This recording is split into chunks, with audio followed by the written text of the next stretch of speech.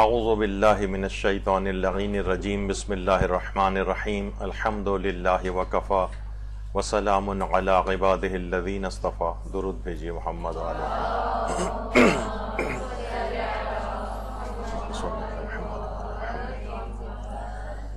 بعض اہم مطالب پچھلی نشست میں باقی رہ گئے تھے، تو انتظامیہ نے پھر حکم دیا کہ بہرحال اس موضوع کو مکمل کر لیا جائے، اور بہت سے امراض سے شفا یابی کے لحاظ سے کچھ اہم مطالب بیان کرنا تھے، تو آج انشاءاللہ ہم اس گفتگو کو اختتام پذیر کریں گے. تو محمد و آل محمد پر درود کے فضائل و فقہی احکام کا درس نمبر 5. دیکھیے، اس قدر یہ اہمیت کا حامل ہے کہ ایک روایت ہے اصول کافی کی 4 جلد میں کہ ایک دن رسول اللہ صلی اللہ علیہ وآلہ وسلم نے اللہم صلی علی محمد وآل محمد نے نماز فجر کی بات فرمایا کہ اے میرے صحابیوں، گزشتہ شب میں نے حضرت حمزہ اپنے چچا اور اپنے بھائی جعفر طیار کو خواب میں دیکھا، تو میں نے ان سے پوچھا کہ آپ نے کس عمل کو سب سے بہتر پایا؟ تو انہوں نے کہا کہ ہمارے ماں باپ آپ پر فدا ہوں، ہم نے آپ پر درود بھیجنے، پیاسے کو سیراب کرنے اور محبت علی ابن ابی طالب کو سب سے بہتر عمل پایا. تو اس سے آپ اندازہ لگائیں کہ حضرت حمزہ، جن کو سید الشہداء، امام حسین علیہ السلام کی شہادت سے پہلے ان کو سید الشہداء کے لقب سے یاد کیا جاتا تھا، بعد میں ظاہر ہے کہ مخصوص ہو گیا امام حسین کے لیے، تو وہ بھی شہید ہوئے. اور ان کے بھائی، اور رسول اللہ نے کہا کہ میرے بھائی جعفر طیار جو کہ جنت میں پرواز کرتے ہیں، اللہ نے ان کو پر دیے ہیں.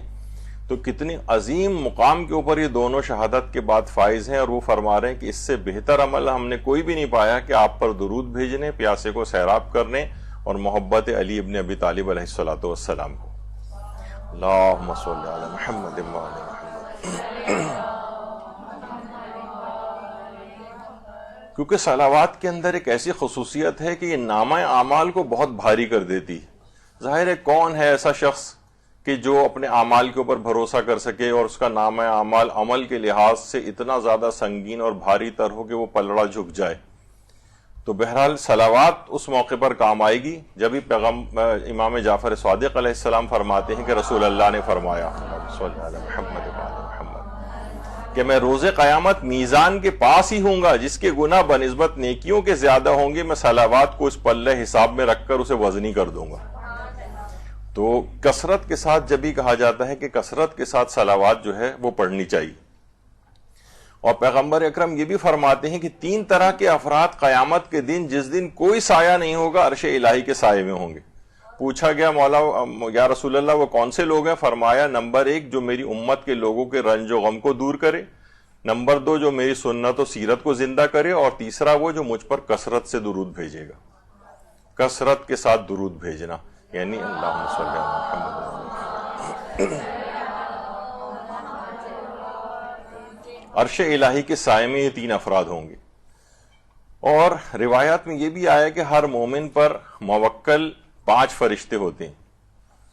ایک تو وہ فرشتہ ہوتا ہے جو مومن کے آگے کی طرف کے جتنے بھی مصیبتیں مشکلات آتی ہیں، ایک موکل آگے کی طرف ہوتا ہے. ایک روایت میں ہے کہ اس کے سر کی طرف ہوتا ہے کہ آفات سماوی جو اور بلائیں جو کہ نازل ہوتی ہیں اس سے بچاتا ہے. دائیں طرف ہوتا ہے ایک جو کہ اس کے نیکیاں لکھ رہا ہوتا ہے. ایک بائیں طرف ہوتا ہے کہ جو کہ لکھ رہا ہوتا ہے اس کی برائیاں. اور 5واں ایک فرشتہ الگ سے ہوتا ہے جو صلوات جو یہ بھیجتا ہے شخص، اس کو لے کر پیغمبر اکرم تک پہنچاتا ہے. تو یہ 5 ہر شخص کے ساتھ 5 موکل فرشتے ہوتے ہیں جو ہر وقت اس کے ساتھ ساتھ رہتے ہیں. لعلی الاخبار میں پیغمبر اکرم صلی اللہ علیہ وآلہ وسلم کی ایک روایت ہے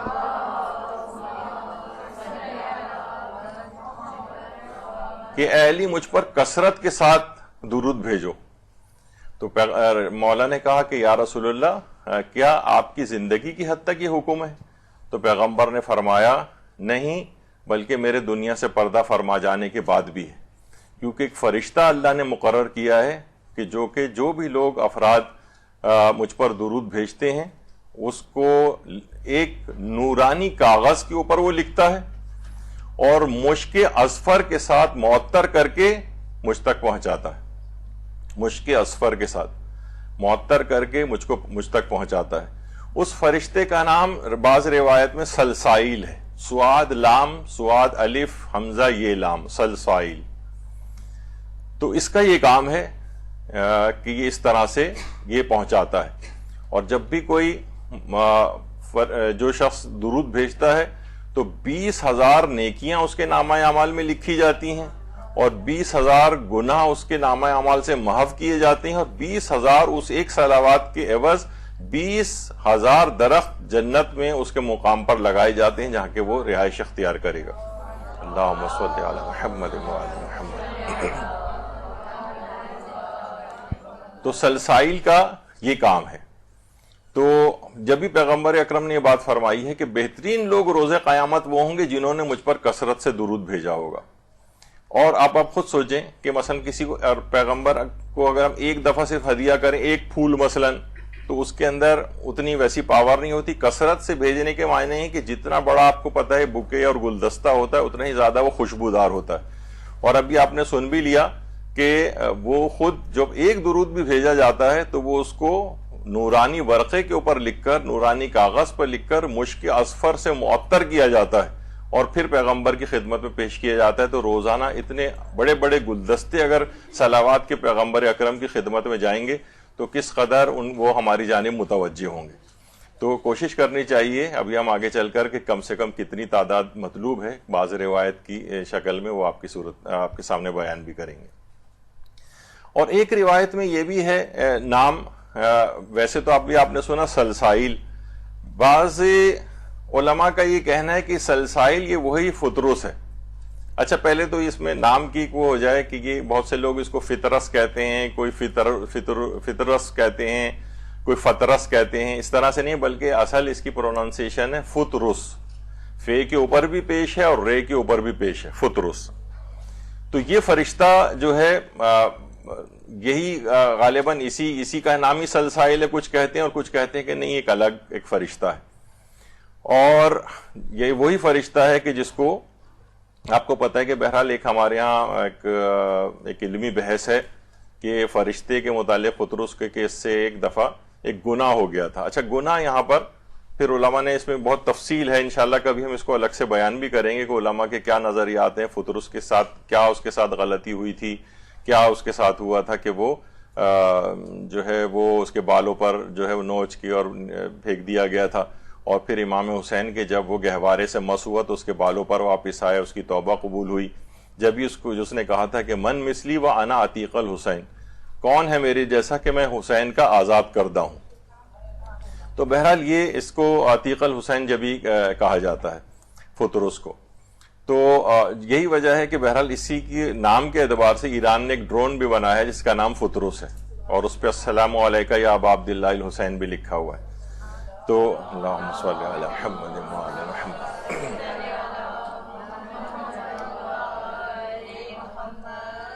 تو کچھ کہتے ہیں وہی ہے. اور ایک روایت میں یہ کہ شیخ صدوق نے جو عوالی میں لکھا ہے کہ فطرس نے آسمان کی طرف جانے سے قبل حضور اکرم کی خدمت میں یہ بھی عرض کیا کہ اے اللہ کے رسول،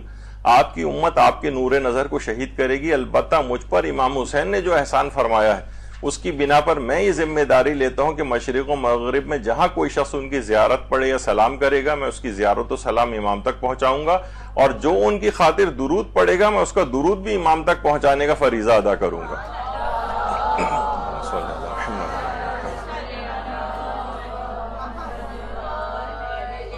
تو ممکن ہے سلسائل نام کا جو فرشتہ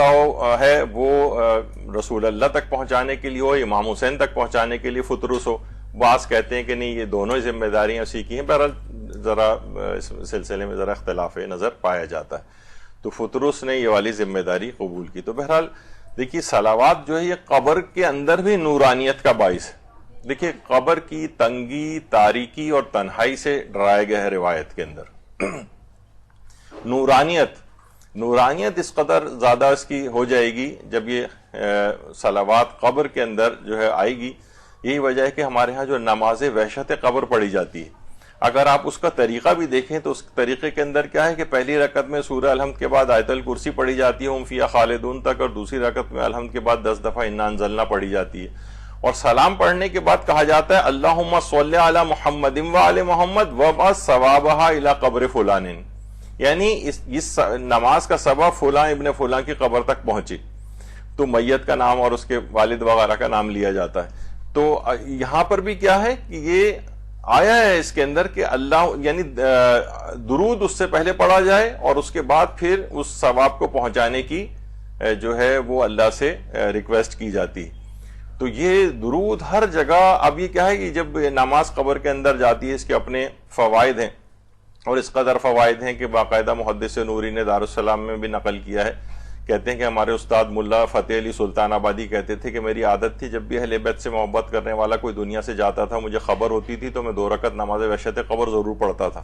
چاہے میں اسے جانتا ہوں نہیں جانتا ہوں، اور کوئی بھی میری سعادت سے باخبر نہیں تھا۔ ایک دن راستے میں میری ملاقات ایک دوست سے ہوئی، اس نے کہا کل رات ایک شخص جو کچھ دن پہلے رخصت ہوا تھا اسے میں نے خواب میں دیکھا، اور موت کے بعد اس کی حالت کے بارے میں اس سے پوچھا تو اس نے کہا کہ موت کے بعد تو میں بڑا سختی کے عالم میں گرفتار تھا، اور اس وقت حساب کتاب ہو رہا تھا، مجھے عذاب کی طرف لے جایا جا رہا تھا، تو اس وقت ایک فلاں شخص یعنی اس نے آپ کا نام لیا ہے مرحوم نے، اس نے میرے لیے 2 رکعت نماز پڑھی، اس 2 رکعت نماز نے مجھے عذاب سے نجات بخشی ہے، خدا اس کے والد پر رحم کرے جو احسان اس نے مجھ پر کیا ہے۔ اس وقت اس شخص نے مجھ سے پوچھا کہ وہ 2 رکعت نماز کون سی تھی، تو میں نے اسے بتایا کہ وہ 2 رکعت نماز وحشت قبر تھی، اور پھر میں نے اس کا طریقہ اس کو بیان کیا۔ تو محدث نوری نے اس طرح سے یہ واقعہ اپنے استاد ملا فتح علی سلطان آبادی کے حوالے سے نقل کیا ہے۔ اب وہی جب نماز وحشت قبر ہے اس میں درود اس میں پڑھا جاتا ہے، اور اس کے بعد نماز کے اختتام کے بعد پھر ریکویسٹ کی جاتی ہے، تو وہ پھر قبر کے اندر اس کی وحشت کو دور کرتی ہے۔ اور یہ بھی علماء فرماتے ہیں کہ اگر کوئی شخص کثرت کے ساتھ یعنی اللہ اگر یہ چاہتا ہے کسی شخص کے اوپر وہ اپنا اکرام کرے، اپنی رحمتیں زیادہ سے زیادہ نازل کرے، وہ پروردگار کی نگاہ میں اس کا محبوب اس کو بنانا ہوتا ہے، تو وہ اس کو کثرت درود کا الہام کرتا ہے۔ یعنی اب آپ کو جو توفیق ملتی ہے نا جب کثرت سے، اس کا مطلب ہے کہ اللہ آپ کی بھلائی کا مکمل ارادہ کر چکا ہے، تو رسول اللہ پر اور ان کی آل پر اس انداز سے کثرت کے ساتھ درود پڑھنا چاہیے۔ صلی اللہ علیہ محمد وعلی محمد۔ اور آپ نے دیکھا کہ روایات کے اندر کس قدر مذمت آئی ہے تارک صلاۃ کی، یعنی جو شخص نماز نہیں پڑھتا ہے۔ علماء فرماتے ہیں اس کی بہت ساری وجوہات ہیں کہ اس پہ جو ظاہر کفر اور ایمان کے درمیان حد فاصل جو ہے وہ قرار دی گئی ہے نماز، یعنی بس ایک نماز نہ پڑھے اور کافر سمجھا جائے وہ۔ تو بہرحال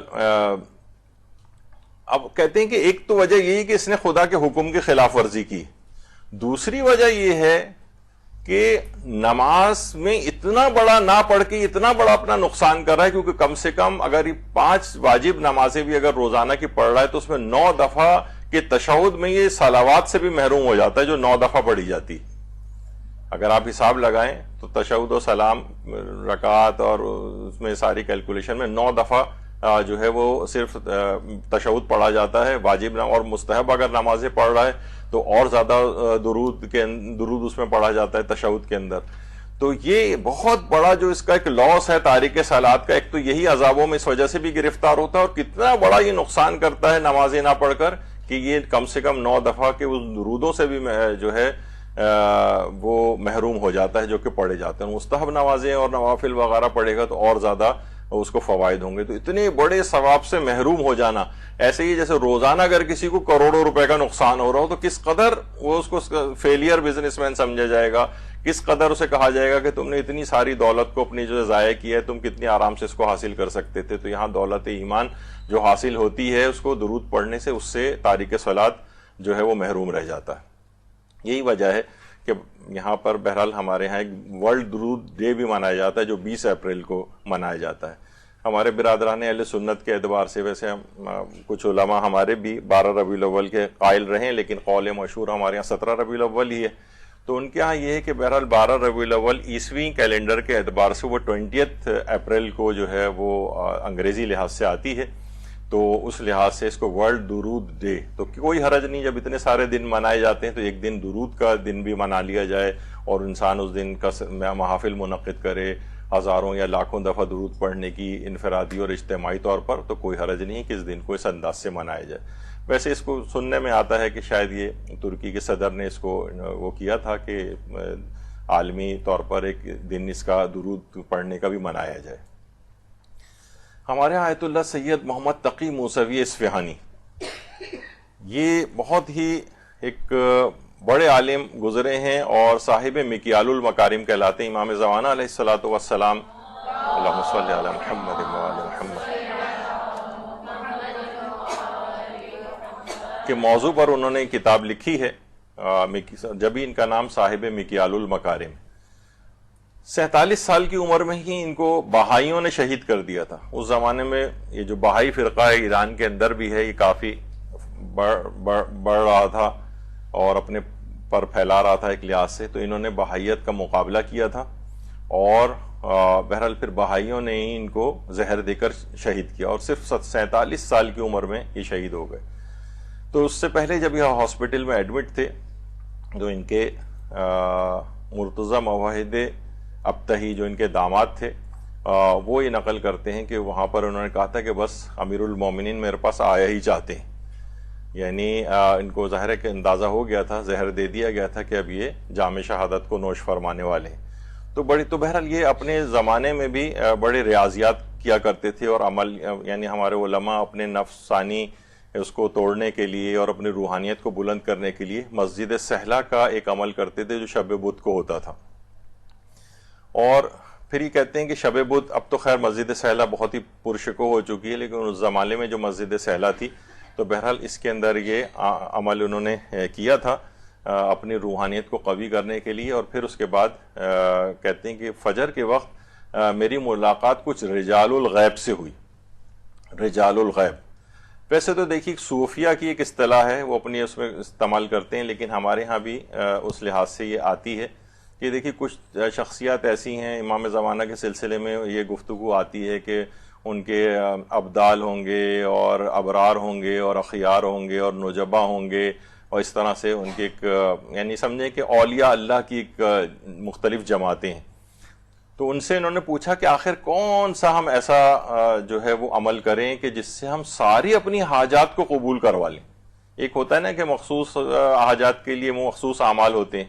تو فرماتے ہیں کہ رجال الغیب نے ان کو یہ بات بتائی کہ ہمارے علم میں کوئی بھی عمل ایسا نہیں ہے جو درود سے بڑھ کر ہو کہ جس کو پڑھنے سے اپنی تمام حاجات کو قبول انسان کروا لے۔ اور انہوں نے پھر رجال الغیب نے فرماتے ہیں ان اولیاء اللہ نے ان کو ہدایت کی کہ عام دنوں کے اندر روزانہ کم سے کم 100 دفعہ درود پڑھا کرو اور جمعے کے روز 1000 دفعہ درود پڑھا کرو۔ اور وہ فرماتے ہیں کہ رجال الغیب نے کہا کہ اس کے اس قدر فوائد ہیں، یعنی عام دنوں میں 100 دفعہ پڑھنے کے اور جمعے کے روز 1000 دفعہ پڑھنے کے، کہ زبانیں اس کو بیان کرنے سے عاجز ہے، اس قدر فوائد رکھتا ہے۔ تو انشاءاللہ آپ کوشش کر کے دیکھیں کہ روزانہ کم سے کم ایک تسبیح درود کی پڑھیں، اور جمعہ خصوصیت کے ساتھ ابھی آگے چل کر کچھ روایت ہم پیش بھی کریں گے کہ درود کے حوالے سے جمعے کی ایک بڑی خصوصی اہمیت ہے، تو اس دن جو ہے وہ 1000 دفعہ پڑھا جائے۔ تو بہرحال آیت اللہ تقی موسوی اصفہانی انہوں نے یہ عمل جو ہے وہ بتایا ہے، جو کہ ان کو ایک لحاظ سے اس انداز سے غیبی طور پر بات بتائی گئی کہ روزانہ 100 دفعہ اور جمعے کے روز 1000 دفعہ اس کو پڑھا جائے۔ اور پیغمبر اکرم صلی اللہ علیہ وآلہ وسلم صلی اللہ محمد وآلہ محمد، روایت میں کہ ایک دفعہ ممبر پر چڑھ رہے تھے تو پہلی سیڑھی پہ جب آپ نے قدم رنجا فرمایا تو فرمایا آمین، دوسری سیڑھی پہ قدم رکھا پھر کہا آمین، تیسری پہ بھی کہا آمین۔ اصحاب نے وجہ پوچھی تو پیغمبر نے فرمایا جب میں پہلی سیڑھی چڑھ رہا تھا تو جبریل آئے اور کہا ہلاکت ہے اس آدمی کے لیے جو رمضان پائے اور اپنے گناہ نہ بخشوا سکے، میں نے کہا آمین۔ میں دوسری سیڑھی پر پہنچا تو جبریل نے کہا ہلاکت ہے اس آدمی کے لیے جس کے سامنے آپ کا ذکر آئے اور وہ آپ پر درود نہ بھیجے۔ اللہم صلی علی محمد۔ تو میں نے کہا آمین، اور جب تیسری سیڑھی پہ پہنچا تو جبریل نے کہا ہلاکت ہے اس آدمی کے لیے جو ماں باپ یا دونوں کو بڑھاپے میں پائے، ان کی خدمت کر کے جنت نہ حاصل کر سکے، پھر میں نے کہا آمین۔ تو اس میں ایک موقع وہ ہے کہ جس وقت رسول اللہ کا ذکر خیر نام نامی یا ان کی کنیت یا القاب میں سے کوئی آئے تو بہت تاکیدی مستحب ہے کہ پیغمبر کے اوپر ایک صلوات بھیجی جائے۔ اللہم صلی علی محمد وعلی محمد۔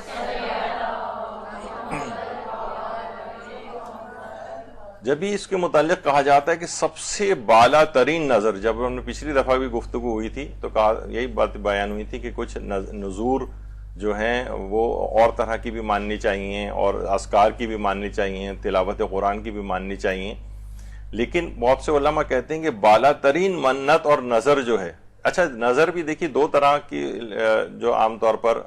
شمار ہوتی ہے، ایک تو یہ بھی ہے کہ آپ بس یہ کہ میں یہ عمل کر کے ہدیہ کر دیں اور یہ نیت یہ رکھیں کہ اس کے نتیجے میں مجھے فلاں میری حاجت پوری ہو جائے، اس کو بھی نظر کہتے ہیں، اور ایک ہے کہ نظر شرعی کی جائے، اللہ کا نام لے کر آپ جو ہے وہ نظر کریں یا منت مانیں کہ جب میرا یہ کام ہو گیا تو میں فلاں ایک عمل انجام بجا لاؤں گی۔ کبھی کبھی شروع میں ہی پیش کر دیا جاتا ہے عمل اور اس کے نتیجے میں پھر دعا کی جاتی ہے کہ ہماری حاجت پوری ہو جائے، اور کبھی نظر شرعی کر کے اور بعد میں اس کو پورا کیا جاتا ہے، دونوں طرح صحیح۔ تو آیت اللہ سید محمد رضا بہاؤالدینی، ان سے پوچھا گیا کہ سب سے بہترین نظر آپ کے خیال میں کون سی؟ تو انہوں نے کہا کہ دیکھیں بہت سی چیزیں انہوں نے بتائیں، کہا کہ یہ بھی بہت مجرب ہے کہ انسان ایک گوشت فند ذبح کرے اور اس کا گوشت فقراء میں تقسیم کرے، اور دوسرا یہ ہے کہ حدیث قصہ میں جو شامل افراد ہوتے ہیں ان کے لیے ایک جانور ذبح کر کے ان کی دعوت، ان کو کھانا کھلائے اور اس کا ایک گوشت کی ایک مقدار بچا کر فقراء کے اندر تقسیم کرے، اور تیسری ایک اور چیز بھی ہے انہوں نے کہا وہ یہ ہے کہ لوگوں کے اور مومنین کو جمع کرے اور 14,000 مرتبہ درود آپس میں تقسیم کر دیا جائے، اور اس کے بعد پھر ایک حدیث قصہ پڑھی جائے اور یہ ثواب معصومین کو ہدیہ کیا جائے۔ ان سے پوچھا گیا اس سے بہترین بھی کوئی اور نظر آپ کے خیال میں ہے؟ تو انہوں نے فرمایا کہ نہیں، بالا تر از این نظری سراغ ندارم، اس سے زیادہ بہترین اور بالا ترین کوئی نظر میرے علم میں نہیں، میں آج تک نہیں پا سکا جو اتنی بہترین جو حاجات کی قبولیت کے لیے یہ جو میں نے طریقے بتائے اس سے زیادہ بہتر کوئی اور طریقہ ہو۔ تو اس کے اندر کیا ہے، 14,000 دفعہ حاضرین جمع ہوں اور 14,000 دفعہ درود کا اہتمام کیا جائے، آپس میں تقسیم کر لیں کتنی دفعہ کس کو پڑھنا ہے، اور ان کو کچھ کھانے کھلانے کا بھی انتظام کریں، کچھ گوشت فقراء کے اندر تقسیم بھی کر دیں، تو اس کے بعد انشاءاللہ جو بھی حاجت مانگیں گے وہ کہتے ہیں اس سے زیادہ میں نے کوئی قبولیت والی چیز آج تک نہیں دیکھی۔ اور یہ بھی آیت اللہ مجتہدی تہرانی فرماتے تھے کہ جب بھی کوئی میرا کام کہیں پھنس جاتا ہے، وہ فرماتے تھے کہ میں 1,000 دفعہ نظر کرتا ہوں اور درود کی، صلوات کی، اور وہ میں مادر امام زمانہ علیہ السلام حضرت نرجس خاتون کو ہدیہ کرتا ہوں۔ اللہم صلی علی محمد۔ اور فرماتے ہیں کہ اور میرا کام وہ آسانی کے ساتھ ہو جاتا ہے، میرا کام وہ درست ہو جاتا ہے، یعنی کبھی بھی کسی جگہ میرا کوئی کام پھنستا ہے، میں 1,000 دفعہ صلوات پڑھ کر مادر امام زمان کو ہدیہ کرتا ہوں اور وہ کام ہو جاتا ہے۔ اسی طریقے سے آیت اللہ سید محمد حسینی شاہرودی وہ بھی یہ فرماتے تھے کہ کہتے تھے کہ میں مشکل اوقات میں حضرت ابو الفضل العباس کی مادر گرامی ام البنین علیہ السلام کو 100 مرتبہ صلوات ہدیہ کرتا ہوں اور اپنی مشکلات سے بخوبی باہر آ جاتا ہوں۔ تو یہ اللہم صلی علی محمد محمد، وہاں انہوں نے مادر امام زمانہ علیہ السلام کا تذکرہ کیا 1000 دفعہ کے لیے، اور یہاں مادر حضرت ابو الفضل العباس کے لیے، حضرت ام البنین سلام اللہ علیہ کے لیے 100 مرتبہ صلوات کو ہدیہ کیا، اور علماء کے تجربات ہیں کہ بآسانی مشکلات جو ہیں وہ دور ہو جاتی ہیں۔ تو آیت اللہ بہجت جو تھے ان کے متعلق بھی یہ بات کہی جاتی ہے، ایک مومن کہتے ہیں میں ایک دفعہ ان کے ساتھ جہاز میں سفر کر رہا تھا، تو میں نے میری اتفاق سے سیٹ ان کے ساتھ ہی تھی، کیونکہ وہاں پر بھی جو ہے وہ مثلا مشہد جانے کے لیے اور اتنا بزرگی کی وجہ سے نہیں وہ سفر کر پاتے تھے، تو اکثر جہاز سے بھی جانا ہوتا تھا زیارت وغیرہ کے لیے۔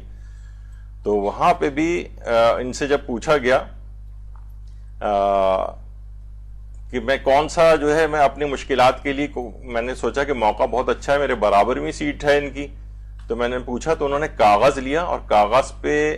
ایک جملہ لکھا کہ کثرت صلوات فراموش نہ شود، کہ کثرت صلوات کو فراموش نہ کرنا۔ اتنی اہم بات تھی کہ زبان سے بھی کہہ سکتے تھے، لیکن ایک کاغذ منگوا کے ان کو لکھ کر دیا کہ تم تمام مشکلات کے حل کے لیے کثیر مقدار میں، کثیر تعداد میں صلوات کو بھیجا کرو، اس کو کبھی فراموش نہ کرو، تمہاری ساری خواہشات جو ہیں وہ پوری ہو جائیں گی۔ تو آیت اللہ بہجت خصوصیت کے ساتھ یہ بات کہتے تھے۔ اور اہل مرو جو ایک علاقہ ہے اور وہاں کی ایک مومن کا جو ہے وہ ذکر کتابوں کے اندر آیا ہے، اس کی ایک حکایت کہ وہ کہتا ہے خود کہ میں بہرحال بہت سے دیکھیے لوگ لاپرواہ بھی ہوتے ہیں کہ پیغمبر کا نام آتا تھا، ذکر سنتا تھا، لیکن میں ایسا کوئی التفات نہیں کرتا تھا اور درود نہیں بھیجا کرتا تھا میں پیغمبر پر، بس نام سن لیا۔ تو ایک دفعہ میں نے خواب میں پیغمبر اکرم کو دیکھا کہ میں گیا ہوں ان کے پاس، لیکن انہوں نے میری طرف التفات ہی نہیں کیا، جیسے کوئی دیکھا ہی نہ ہو۔ تو میں کہہ رہا ہے کہ میں دوسری سمت سے پیغمبر اکرم کے پاس آیا، لیکن پیغمبر نے پھر کوئی التفات نہیں کیا، حتیٰ کہ ہر سمت سے جا کے میں نے دیکھا کہ میں نے کہا کہ یا رسول اللہ آپ میری طرف التفات کیوں نہیں فرما رہے؟ پیغمبر نے کہا میں تمہیں پہچانتا ہی نہیں، تو التفات کیسے کروں گا؟ کہا کہ یا رسول اللہ میں نے تو علماء سے سنا ہے کہ آپ اپنی امت کے ایک ایک فرد کو پہچانتے ہیں۔ پیغمبر نے کہا کہ میں اسی قدر پہچانتا ہوں جس قدر وہ صلوات مجھ پر بھیجتے ہیں۔ اللہم صلی علی محمد۔ اور تو کیونکہ مجھ پر صلوات نہیں بھیجتا ہے میں تجھے نہیں پہچانتا۔ اب اس کی آنکھ کھل گئی، بہت پشیمان ہوا، بہت ہی افسردہ ہوا، لیکن اسی وقت سے اپنے اوپر لازم قرار دے دیا کہ میں روزانہ کم سے کم ایک تسبیح 100 دفعہ صلوات پیغمبر پہ بھیجا کروں گا۔ اور پھر کچھ ہی عرصے بعد دوبارہ پیغمبر اکرم کو خواب میں دیکھا اس سے راضی و خوشنود ہیں، اور کہنے لگے ہاں اب میں تجھ سے راضی ہو گیا ہوں، تو مجھ پر کثرت سے صلوات بھیجتا ہے، اب میں قیامت کے روز بھی تیری شفاعت کروں گا۔ درود بھیجیے محمد علیہ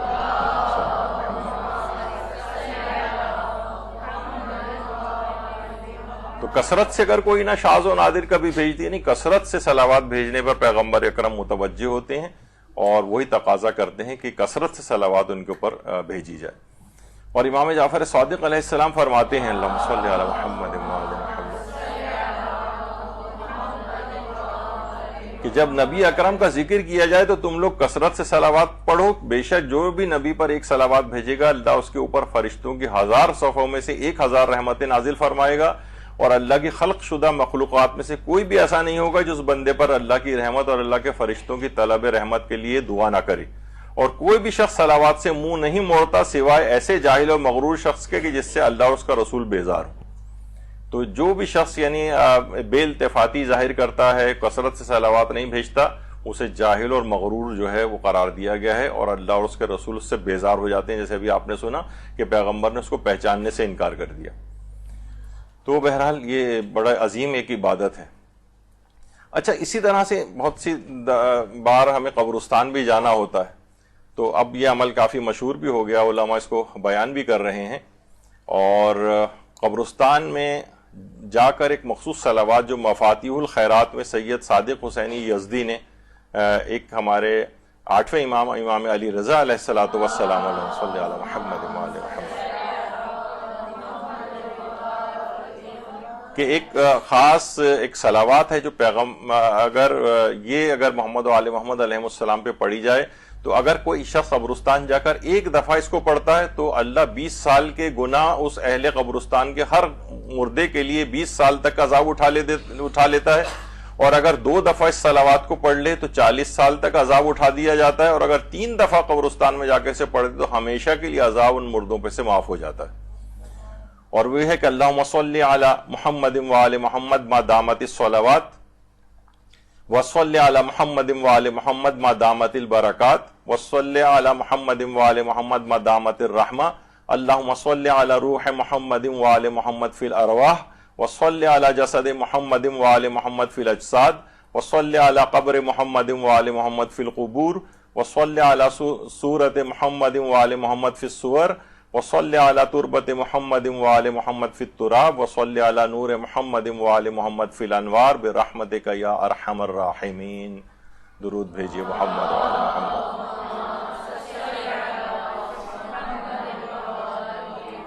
بلکہ یہ بھی ہے کہ اگر کوئی صلوات اپنے والدین کی قبور پہ جا کر یہ پڑھے گا تو والدین کے حق میں وہ ان کے تمام حقوق کو ادا کرنے والا سمجھا جائے گا، ایسا ہے جس نے اپنے والدین کے تمام حقوق پورے کر دیے۔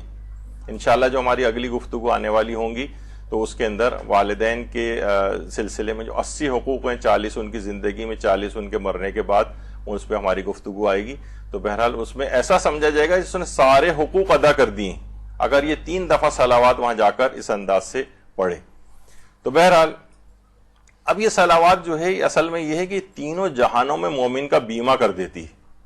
ایک تو یہی دنیا کے اندر ایک جہان یہ بھی ہے اس میں آپ آفات سے بچتے ہیں، پریشانیوں سے بچتے ہیں، مصیبتوں سے بچتے ہیں، گناہوں سے بھی آپ کو بچاتی ہے. اس کے بعد مرنے کے بعد برزخی زندگی ہوگی، یہ وہاں پہ بھی آپ کا بیمہ کر دیتی ہے اور گناہوں اور عذابوں کو آنے سے بچاتی ہے. اور ایک تیسرا جہان وہ جو آخرت میں قیامت کے بعد ہوگا، اور وہاں پہ بھی کتنے مشکلات درپیش ہوں گی، میزان لگائے جائیں گے، چیک پوسٹیں ہوں گی جن کو کراس کرنا ہوگا، پل صراط کو کراس کرنا ہوگا، جہنم کا ایک بہت بڑا خطرہ جو ہے وہ دامنگیر ہوگا. تو کتنی اس طرح کی چیزیں ہیں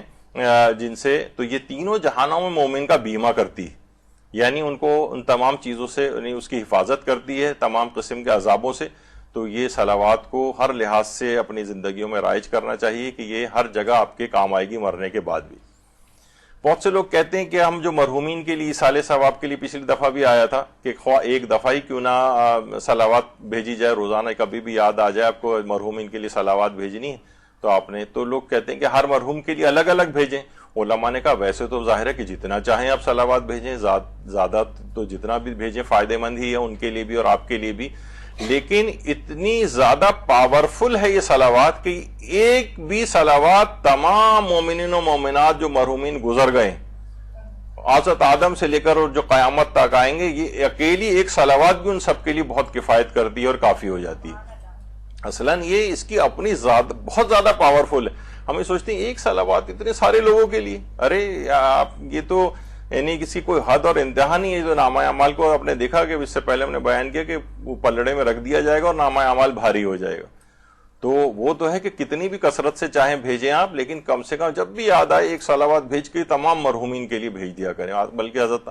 آدم سے لے کر قیامت تک جتنے بھی آنے والے ہیں ان سب کے لیے ہدیہ کر دیا کریں. تو دیکھیں روزانہ اگر کوئی شخص 1000 دفعہ صلوات بھیجے گا تو اس کا ایک بہت بڑا فائدہ روایت کے اندر بیان ہوا ہے. وہ یہ ہے کہ جب تک یہ اپنے جنت میں مقام کو دیکھ نہیں لے گا تب تک اسے موت نہیں آئے گی. 1000 مرتبہ اگر روزانہ، اور اگر وہ ایک دفعہ جنت میں اپنا مقام کو اس کو دکھائے اس وجہ سے کیا کہ بس اب یہ تمہارا مقام ہے، تو دنیا سے انتہائی یعنی مرتے وقت یہ راضی اور خوشنود ہو کر اپنے پروردگار سے یہاں جائے گا. اور اس کے بعد نہ اب اس کو برزخی زندگی میں کوئی مسئلہ ہوگا، نہ کوئی قبر کے اندر کوئی مسئلہ، نہ آخرت میں، نہ قیامت میں، نہ پل صراط. ہر جگہ اس کے لیے ایک بس سمجھیں کہ اپنا جنت میں مقام اس نے دیکھ لیا ہے. تو روزانہ 1000 دفعہ انسان جو بھی کوشش کرے، کیونکہ ہمتیں لوگوں کی الگ الگ ہوتی ہیں، اتنا زیادہ دیکھا جائے تو مشکل نہیں. ایک دفعہ جب آپ پڑھنا شروع کریں گے، ڈیوائڈ کر لیں دن میں مختلف اوقات میں ایک ایک تسبیح، تو آپ کو خود ہی عادت ہو جائے گی. تو جو اتنی ہمت والے ہوں اور اتنا بڑا مقام حاصل کرنا چاہیں کہ کوئی خوف محسوس ہی ان کو نہیں ہوگا. جب بھی کہا جاتا ہے نا کہ آیت اللہ میر باقر داماد کہتے تھے کہ موت کا خوف فقط اس سے ڈرنے میں، مومن کے لیے دیکھا جائے اصلاً کوئی الگ سے کوئی چیز نہیں. اور شیخ انصاری تو موت کو ایک بیماری کی طرح سے قرار دیتے تھے. اس طرح انسان بہت سی بیماری میں مبتلا ہوتا ہے، بس اس طرح ایک بیماری کے اندر مبتلا ہوگا جس کی مدت ذرا طولانی ہوگی، یعنی ایک لحاظ سے اس کے بعد ایک. تو بہرحال کوئی اتنا زیادہ خوف زدہ ہونے کی ضرورت نہیں، لیکن بہرحال یہ کہ انسان جنت میں اپنے مقام کو دیکھ کے مرے گا اگر 1000 دفعہ روزانہ پڑھتا ہے. حور العین سے تزویج اس کی ہوتی، یہاں تک کہ حضرت امیر المومنین علی ابن ابی طالب علیہ الصلوۃ والسلام نے فرمایا.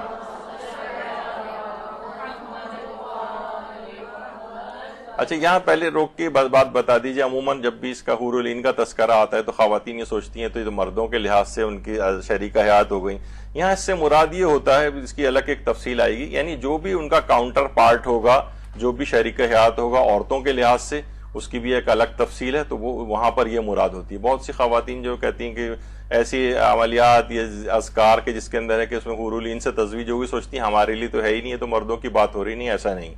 تو بہرحال حور العین سے تزویج مولا فرماتے ہیں کہ اگر کوئی شخص نماز کو اختتام کرتا ہے، نماز کے بعد صلوات بھیجتا ہے اور اللہ سے جنت کا تقاضا کرتا ہے اور اللہ سے جہنم سے پناہ مانگتا ہے اور حور العین سے تزویج کی خواہش کا اظہار کرتا ہے، تو جنت کی حوریں پروردگار سے کہتی ہیں کہ پروردگار اس شخص کی تمام ان دعاؤں کو قبول فرما لے، اور اللہ ان کی دعاؤں کو قبول کر لیتا ہے. تو بہرحال اس لحاظ اس میں بھی ہے کہ نماز پڑھنے کے بعد صلوات، تو ہمارے ہاں تو ماشاءاللہ سے رائج ہی ہے کہ نماز کے اختتام پر ہی 3 دفعہ صلوات جو ہے ہم لوگ پڑھتے ہیں. تو بہرحال یہ اس طرح سے یہ چیز بزرگوں نے ڈال دی ہے، علماء نے ڈال دی ہے کہ نماز کا اختتام اس طرح سے ہوتا ہے. صلوات کے لیے کہا جاتا ہے کہ مرض بخل کو بھی دور کرتی، بخل کنجوسی، کہ خود دیکھیے اس کے اندر اتنی صلاحیت ہے کہ اللہ کی طرف سے اتنی فیاضی ہے، پھر آپ دعا کر رہے ہیں پیغمبر اکرم اور ان کی آل کے لیے، تو یہ کیسے ممکن ہے کہ آپ کے اندر یہ بخل کی صفت باقی رہ جائے، کنجوسی کی، جب وہاں سے فیاضی ہے اور آپ بھی بے پناہ ایک لحاظ سے ان کے لیے اپنا اظہار عقیدت کر رہے ہیں، ان کے لیے دعا ایسی کر رہے ہیں ان لمیٹڈ کہ اللہ اور اس کے فرشتے بھی جو ہے ان کے اوپر درود بھیج رہے ہیں، وہاں سے پروردگار کی طرف سے اتنی فیاضی ہے اور باقی بھی مخلوقات اس میں لگی ہوئی ہیں، تو یہ پھر یہ صفت بخل آپ میں رہ نہیں پاتی۔ تو اگر کوئی شخص کثرت کے ساتھ صلوات بھیجتا ہے تو یہ کنجوسی کا مرض اور بخل کا مرض بھی اس میں سے نکل جاتا ہے۔ صلوات امور زندگی میں بھی برکت لے کر آتی ہے۔ بعض اوقات دیکھیے یہ ہوتا ہے کہ ممکن یعنی ویسے تو کثرت بھی لاتی ہے، لیکن ضروری نہیں کہ ہر دفعہ کثرت ہی مطلوب ہو، یعنی بہت زیادہ آپ کے پاس آپ ہر شخص جو ہے کروڑ پتی ارب پتی بن جائے، ضروری نہیں ہے، لیکن برکت ایسی آئے گی کہ آپ کے امور آسانی کے ساتھ ہو جائیں گے، آپ کو قرضے نہیں مانگنے پڑیں گے، آپ کی کوئی بھی بیماری آتی ہے اس کا خرچہ آپ کو نکل آئے گا، اور بہرحال امور زندگی آسانی کے ساتھ کام ہو جائیں گے، آپ کے مشکلات میں کہیں آپ پھنس سکتے ہیں، آپ آسانی کے ساتھ نکل جائیں گے۔ تو صلوات امور زندگی میں بھی برکت لے کر آتی ہے۔ صلوات اللہ اور ملائکہ کے ساتھ توافق پیدا کرتی ہے، کیونکہ یہ کام کون کر رہا ہے؟ پروردگار کر رہا ہے، ملائکہ کر رہے ہیں، اور ہمارا بھی ان کے ساتھ ہی ایک لحاظ سے ہم بھی ان کے اس کام میں شریک ہو جاتے ہیں۔ کتنی بڑی سعادت ہے کہ جو کام اللہ کر رہا ہے، جو کام ملائکہ کر رہے ہیں، وہی کام ہم بھی کرنے لگے۔ کہا جاتا ہے نا کہ دیکھیے ظاہر ہے کہ امام زمانہ علیہ الصلوۃ والسلام جو ہیں، اللہم صلی علی محمد وعلی محمد، وہ اپنی ہر نماز اوقات فضیلت کے اندر اول وقت میں پڑھتے ہیں۔ تو جو شخص بھی اول وقت میں نماز پڑھتا ہے، جب آسمانوں میں نماز بلند ہوتی ہے تو اس امام زمانہ کی تو قبول ہونی ہی ہونی ہے 100%۔ تو جب ان کی نماز کے ساتھ ہماری نماز لگ کے اوپر جائے گی تو اللہ ان کے صدقے میں ہماری نمازوں کو بھی قبول فرما لے گا۔ تو اسی طریقے سے اللہ بھی صلوات بھیج رہا ہے، ملائکہ بھی بھیج رہے ہیں، ہماری صلوات بھی ساتھ جا رہی ہے، تو اس کے قبول نہ ہونے کا کوئی امکان ہی نہیں، توافق پیدا ہو جاتا ہے آپس میں۔ اور صلوات کو کہا جاتا ہے ایک معنی میں حج واجب کی مانند بھی ہے، جیسے ابھی پچھلی دفعہ ہی ہم نے کہا تھا کہ جناب کم سے کم پوری زندگی میں ایک دفعہ صلوات بھیجنا تو واجب ہے،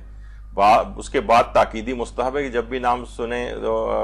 پیغمبر اور ان کے آل کا، ان پہ جو ہے وہ صلوات بھیجی جائے۔ لیکن جس طرح حج واجب میں ہے کہ پوری زندگی میں ایک دفعہ واجب ہوتا ہے، اسی طریقے سے صلوات بھی ہے کہ پوری زندگی میں کم سے کم ایک دفعہ واجب ہوتی ہے۔ نماز جنازہ میں صلوات بھیجی جاتی ہے، مثلا اشہد ان، پہلی تکبیر کہی آپ نے، اشہد ان لا الہ الا اللہ وحدہ لا شریک لہ واشہد ان محمدا عبدہ ورسولہ، پھر اللہ اکبر، پھر اللہم صلی علی محمد وآل محمد، ٹھیک ہے، پھر اس کے بعد وہ اللہم اغفر لہذا المیت اور اللہم اغفر للمؤمنین والمؤمنات، اور وہ آگے جو 5 تکبیرات کے ساتھ جو اذکار ہوتے ہیں۔ تو نماز جنازہ میں بھی صلوات، یعنی دونوں گواہیوں کے بعد پھر دوسری تکبیر کے بعد جو ہے وہ صلوات بھیجی جاتی ہے خود، یعنی نماز جنازہ، کیونکہ نماز جنازہ میں دیکھیے وہ تشہد نہیں ہے تو الگ سے صلوات کو رکھا گیا ہے اس کے اندر، یعنی عام واجب نمازوں میں تو تشہد میں صلوات آ جاتی ہے، لیکن اس میں نہیں، تو اس میں الگ سے پروردگار نے نماز جنازے میں صلوات رکھی۔ مصافحے کے وقت صلوات بھیجنا عام طور پر ہمارے ہاں بہت زیادہ رائج نہیں، لیکن یہ بھی اس کو رائج رکھنا چاہیے کہ پیغمبر اکرم صلی اللہ علیہ وآلہ وسلم فرماتے ہیں صلی علی محمد وآلہ محمد، کہ جو شخص بھی مصافحے کے وقت جب دو مومن آپس میں ایک دوسرے سے مصافحہ کرتے ہیں اور درود بھیجتے ہیں، یعنی صلوات پڑھتے ہیں، اور ابھی یہ آپس میں جدا بھی نہیں ہوتے کہ دونوں کو پروردگار دونوں کی مغفرت فرما دیتا ہے، تو بہرحال اس وقت بھی مصافحے کے وقت بھی صلوات کو رکھنا چاہیے۔ اور اس کو جب بھی صلوات کو کہا جاتا ہے کہ مشکل کشائے مشکلات ذکر ہے، اس کو مشکلات کو رفع کرنے کا مشکل کشا ذکر کہا جاتا ہے۔ اس موضوع پر یہاں تک کہ کتابیں بھی لکھی گئی ہیں اسی عنوان سے۔ ہمیں یاد پڑتا ہے کہ یہاں پر انچولی میں بھی ایک بزرگ ہوتے تھے جو کہ اس سے پہلے غیر شیعہ تھے، پھر انہوں نے شیعہ مذہب کو اختیار کیا تھا، ارشاد صاحب ان کا نام تھا، اب تو انتقال کو بھی ان کے کافی عرصہ ہو گیا۔ اس سے کچھ شکل ملتی جلتی تھی، ظاہر ان کی تصویر تو میں نہیں لا سکا تھا۔ اس قدر محبت اہل بیت ان کے اندر تھی، اور وہ صرف اپنے کثرت صلوات کی وجہ سے ہی بہت زیادہ مشہور تھے، یہاں تک کہ جس مجلس کے اندر بھی بیٹھے ہوتے تھے تو آدھے سے زیادہ مجمع مقرر کو دیکھنے کے بجائے ان کو دیکھتا رہتا تھا، کیونکہ یہ خود فرماتے تھے کہ جب بھی صرف معصومین کا نام آتا ہے، عشق اہل بیت اس قدر تھا اور اس قدر صلوات بھیجنے کے لیے بےتاب رہتے تھے کہ پہلے سے ہی بھی مقرر اپنا جو جملہ مکمل نہیں کر رہا ہوتا تھا، اس کے بعد صلوات بھیجی جاتی ہے، اپنے دونوں ہاتھ پہلے سے کھڑے کر کے انتظار کر رہے ہوتے تھے صلوات کے لیے. ہم لوگ بھی ذرا بچپنے کا یا ابتدائی نوجوانی کا زمانہ تھا، ان کو دیکھتے رہتے تھے کیا. تو اکثر یہ انہوں نے جب ان سے پوچھا گیا کہ کیفیت آپ کی کیا ہوتی ہے تو انہوں نے خود بتایا کہ میں جس وقت نام ان کا ذکر سنتا ہوں تو میرے رونگٹے کھڑے ہو جاتے ہیں، اور اپنے انہوں نے ہٹا کے دکھایا بھی کہ نا اس طریقے سے گوز بمز جس کو کہا جاتا ہے، بالکل بال کھڑے جسم کہ ان کے جسم کے اس طرح سے ہو جاتے تھے. تو یعنی کہتے تھے کہ اتنی مجھے ایسا انبساط اور ایک ایسی وارفتگی اور اتنی محبت فیل ہوتی ہے کہ جس کی وجہ سے میری یہ حالت ہو جاتی ہے اور میں بے اختیار صلوات پڑھنے پہ مجبور ہو جاتا ہوں. صلی اللہ علیہ محمد.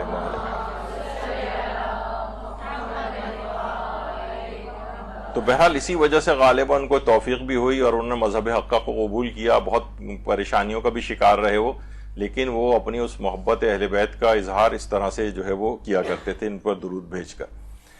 تو بہرحال وہی بات کہی جاتی ہے کہ دیکھیے اس میں دم کٹی جو صلوات جس کو کہا جاتا ہے، اس میں آل کو مائنس کر دیا جاتا ہے، وہ نہ ہو، کیونکہ اس پہ تمام فقہاء نے کہا ہے کہ نہیں، آل نبی کو چھوڑنا یہ بالکل بھی مناسب نہیں ہے. احادیث سے بالکل ثابت ہے، علماء نے کہا اولا یہی ہے، بلکہ احتیاط اسی کے اندر ہے کہ اس میں لازمی ان کو شامل کیا جائے. کچھ علماء نے کہا کہ ضروری ہے کہ آل کو لازمی شامل کیا جائے. بہرحال یعنی ان کے بغیر یہ صلوات مکمل نہیں ہوگی جب تک کہ آل کو اس میں ساتھ میں شامل نہ کیا جائے. اور یہ واحد چیز ہے جس کے متعلق کہا جاتا ہے کہ دیکھیں نماز میں کوئی بیجا کلام کرنا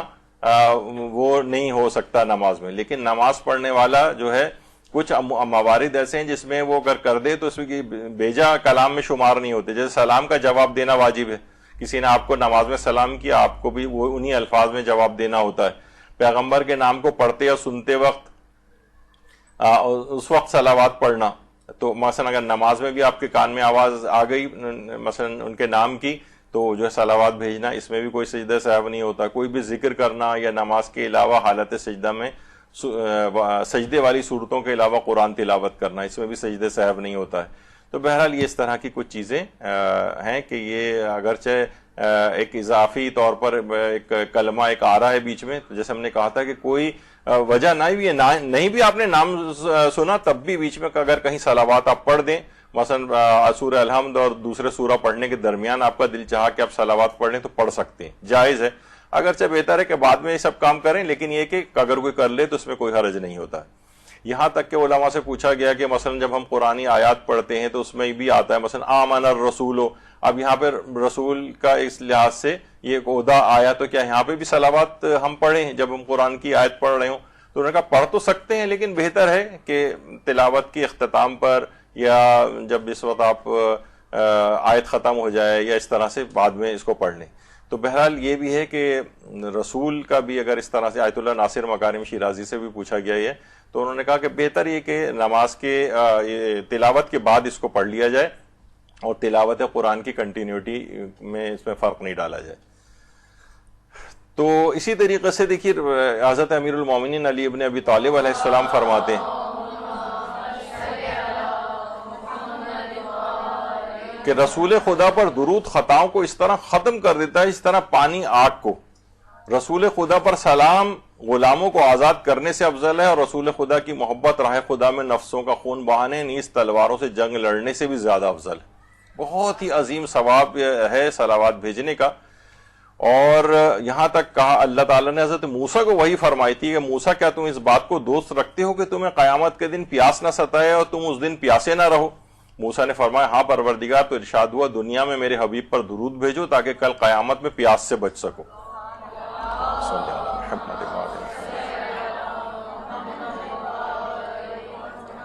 جب بھی ملتا ہے کہ حضرت موسیٰ کو جو اللہ نے عصا عطا کیا تھا اور دریائے نیل پر مارنے کے لیے کیا تھا جس تاکہ وہ دریا دو حصوں میں تقسیم ہو جائے اور حضرت موسیٰ کے ماننے والے اس دریا کو کراس کر لیں، تو حضرت موسیٰ نے اپنے عصا کو دریا کے اوپر مارا لیکن دریا تقسیم نہیں ہوا. یہاں تک کہ 10 دفعہ انہوں نے عصا مارا، دریا تقسیم نہیں ہوا. یہاں تک کہ پروردگار عالم نے کہا کہ موسیٰ محمد و آل محمد پر درود بھیجتے ہوئے عصا کو مارو، اور جب انہوں نے مارا تو اس وقت دریا تقسیم ہوا اور موسیٰ کے ساتھیوں نے اس لشکر کو اپنے کراس کر لیا دریا کو، اور اس کے بعد جب وہ فرعون کا لشکر داخل ہوا تو دریا آپس میں مل گئے. تو موسیٰ کے عصا کو مارتے وقت بھی درود پڑھنے کی جو ہے وہ سفارش کی گئی کہ اس وقت تک ان کے اس عصا نے بھی کام نہیں کیا تھا۔ اچھا، ہر واجب نماز کے بعد 10 مرتبہ درود پڑھنے کی بڑی فضیلت ہے، یہاں تک کہ پیغمبر اکرم نے یہ جملے ارشاد فرمائے ہیں کہ اللہم صلی علی محمد وعلی محمد، کہ قیامت کے دن حضرت ابراہیم علیہ السلام کی کرسی دائیں طرف عرش کے رکھی جائے گی جہاں پہ وہ براجمان ہوں گے، اور میرے سامنے علی کھڑے ہوئے ہوں گے، اور میرے پیچھے میری تمام امت کھڑی ہوئی ہوگی اپنے اپنے درجات کے مطابق، اور اس موقع پر میرے سب سے زیادہ قریب وہ افراد ہوں گے جو ہر واجب نماز کے بعد 10 مرتبہ درود پڑھتے ہوں گے، یہاں تک کہ اس درود پڑھنے کی وجہ سے، ہر واجب نماز کے بعد 10 دفعہ درود پڑھنے کی وجہ سے وہ میرے اتنے قریب ہوں گے کہ میں ان کو دیکھ سکوں گا اور وہ مجھے دیکھ سکیں گے، اور ان کا چہرہ قیامت کے دن 14ویں کے چاند کی طرح سے چمک رہا ہوگا۔ اللہم صلی علی محمد وعلی محمد، یعنی پوری امت کھڑی ہوئی ہوگی، کتنی قیامت تک آنے والی امت ہے، سب کی سب ہوگی کہ تو دیکھا جائے کسی کا نمبر تو اتنا ہزاروں میل کے فاصلے پہ مثلا ہوگا، لاکھوں میل کے فاصلے پہ پیغمبر کے ہوگا، تو پیغمبر نے فرمایا کہ اس موقع پر وہ افراد انتہا سے زیادہ مجھ سے قریب ہو جائیں گے، اتنے قریب کہ وہ مجھے دیکھیں گے، میں ان کو دیکھوں گا، جو ہر واجب نماز کے بعد 10 دفعہ صلوات بھیجتے ہوں گے۔ تو بہرحال یہ اپنی زندگیوں میں رائج کرنا چاہیے، چیزوں کو لے کر آئیں، ڈسٹریبیوٹ کریں، تاکہ ان تمام حدیثوں کے فوائد آپ کو مل سکیں جو اتنی کثرت سے بیان ہو رہی ہیں چیزیں، اور یہ کتنا اس کی تاکید جو ہے وہ کی گئی۔ امراض سے شفا یابی کے لیے یہ بہت اہمیت ہے درود کی۔ علماء نے بھی اس کو بیان کیا ہے، اور صاحبان ایمان کے بھی اپنے تجربات ہیں، وہ یہ ہے کہ اگر کوئی بچہ بیمار ہو جائے، بچہ، تو مجرب ہے بہت زیادہ کہ اگر 1,42,000 دفعہ اگر درود پڑھ کر روح شہزادہ حضرت علی اصغر علیہ السلام کو ہدیہ کیا جائے تو بہت جلد شفا یابی مل جاتی ہے بچوں کے اعتبار سے، روح شہزادہ علی اصغر۔ اچھا، یہاں ایک بات اور بتا دی جائے کہ عام طور پہ یہ سمجھا جاتا ہے کہ شہزادہ علی اصغر غالباً ابھی بھی اتنے ہی چھوٹے سے ششماہے اور اس طرح سے، یہ دنیا کے اعتبار سے ہوتا ہے، جب جو عالم آخرت ہے تو وہاں پر پھر وہ ایک تکامل حاصل ہو جاتا ہے ان کو، اب وہ بچے اور وہ اس طرح سے نہیں رہے۔ تو بہرحال لیکن یہ کہ اگر کوئی بچہ بیمار ہو اور اس کی شفا یابی جو ہے وہ ضروری ہو۔ اچھا، یہاں پہ شفا، بہت سے لوگ اس کو شفا بھی کہتے ہیں، شفا نہیں ہے، شفاعت کے اندر شین کے اوپر زبر ہے، جس میں ہم کہتے ہیں شفاعت، وہاں شفاعت نہیں ہے، اور جہاں شفا ہو یعنی بیماری سے تو وہاں شفا کہا جاتا ہے زیر کے ساتھ۔ تو 1,42,000 دفعہ صلوات پڑھ کر روح شہزادہ حضرت علی اصغر علیہ السلام کو ہدیہ کی جائے۔ اور اسی سلسلے میں یہ جو ہمارے ایک مرد عارف گزرے ہیں شیخ رجب علی خیاط نیکو گویان کے نام سے، وہ یہ فرماتے تھے، یہ اچھا خیاط تھے، تو ان کی آج بھی جس جگہ ان کی قبر وغیرہ ہے اور جو ان کے آثار ہیں اس میں ان کی وہ سلائی مشین بھی رکھی ہوئی جس پہ وہ کیا کرتے تھے سلائی وغیرہ۔ تو یہ فرماتے تھے کہ اگر کوئی بچہ بیمار ہو تو اس کے لیے یا من اسمہ دواء و ذکرہ شفاء، اے وہ اللہ کی جس کا نام ہی دوا ہے اور جس کی یاد جو ہے شفا ہے۔ اور اس کے بعد فرماتے تھے یہ جملہ پڑھنے کے بعد ایک درود پڑھا جائے، اللہم صلی علی محمد وعلی محمد، تو یہ پھر بیمار بچوں کی صحت یابی کے لیے بہت مجرب ہے۔ یا من اسمہ دواء و ذکرہ شفاء، اللہم صلی علی محمد وعلی محمد، یہ بہت ہی اہم ہے۔ دعائے کمیل کا بھی اس لحاظ سے یہ جملہ ہے، گھروں میں لکھ کے بھی اس کو جو ہے وہ لگانا چاہیے۔ تو بہرحال بیمار بچوں کی صحت یابی کے لیے انہوں نے ایک چیز بتائی۔ اور بڑوں کے لحاظ سے جوانوں کے لیے اگر کوئی بوڑھا بیمار ہے تو 72,000 دفعہ درود پڑھ کر روح شہزادہ حضرت علی اکبر علیہ السلام کو ہدیہ کرنا یہ بہت مجرب ہے۔ درود بھیجیے محمد علیہ وسلم۔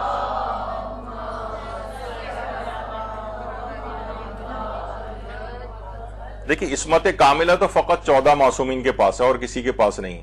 لیکن ایک عصمت صغرا بھی ہوتی، اور آیت اللہ بہجت وغیرہ تو قائل تھے کہ شہزادہ علی اکبر بھی عصمت کے مقام پر تھے، کیونکہ خود امام کے اپنے جملے کہ آج میں ایک ایسے جوان کو بھیج رہا ہوں کہ جو کہ صورت اور سیرت میں بھی پیغمبر اسلام کی شبیہ،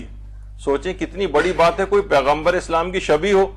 کہا جائے تو کسی معاذاللہ کسی گناہگار کے لیے جو اتنے اس مقام پر نہ ہو، کیسے کہا جا سکتا ہے؟ امام کے خود جملے اس بات کی نشاندہی کرتے ہیں کہ قسمت کبریٰ اگرچہ نہیں تھی جو 14 معصومین کے پاس ہے، لیکن عصمت صغریٰ کے اوپر شہزادہ علی اکبر فائز تھے۔ تو بہرحال اگر جوان کے لیے یا بوڑھے شخص بیمار ہو تو اس کے لیے 72,000 دفعہ صلوات پڑھ کر روح شہزادہ حضرت علی اکبر علیہ السلام کو ہدیہ کرنا یہ بہت مجرب سمجھا جاتا ہے۔ شیخ صالح بن عماد المغامسی، یہ وہ وہابی عالم دین ہیں جن کی مرض سے شفایابی کا واقعہ خود اس دفعہ بہت مشہور بھی ہوا، اور انہوں نے خود ٹی وی پر آ کر اپنے ایک انٹرویو کے اندر پوری اس کی تفصیل بھی بتائی۔ یہ دماغ میں ایک بات رہے کہ وہابی جو مسلک ہے وہ بہرحال اس بات کو کہ آئمہ کے لیے یا ان کو جو ہے وہ شفا یابی کے لیے کی نیت سے ان سے توسل کرنا یہ اس کو جائز نہیں سمجھتا، یعنی مسلک کے اعتبار سے۔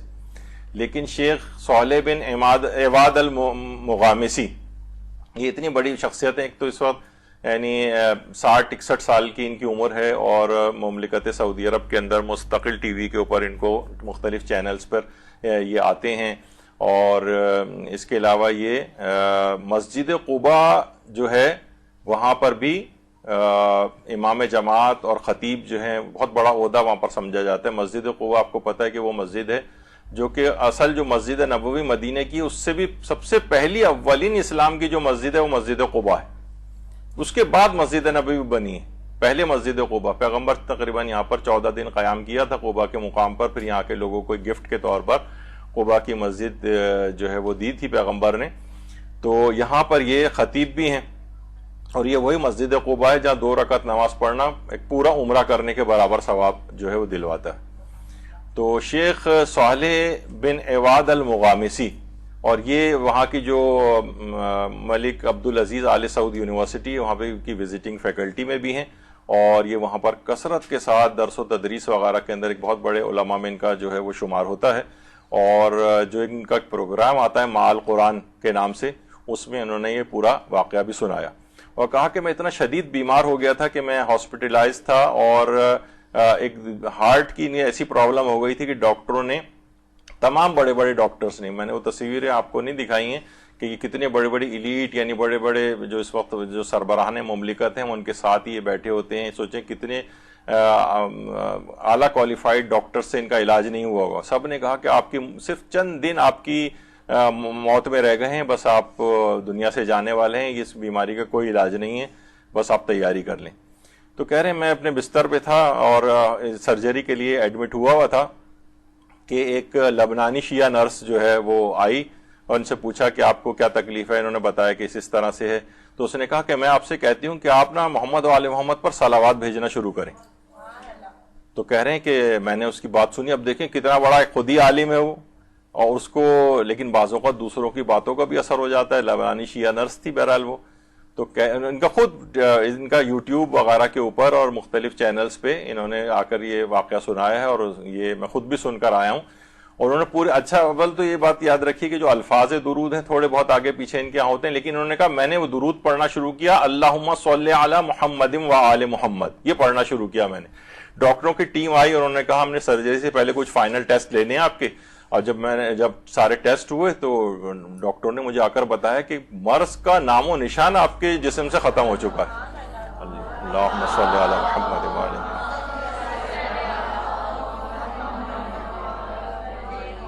تو بہرحال یہ ایک اعتقاد کے ساتھ انہوں نے پڑھا، اور ویسے وہابی مسلک سے تعلق ہے، وہابی مسلک میں نے آپ کو بتایا کہ تو حرام ہے توسل کرنا، تو انہوں نے بہرحال یہ پڑھا اور کہہ رہے ہیں میں نے درود بھی یہی والے الفاظ پڑھے، اللہم صلی علی محمد و آل محمد، اور نام و نشان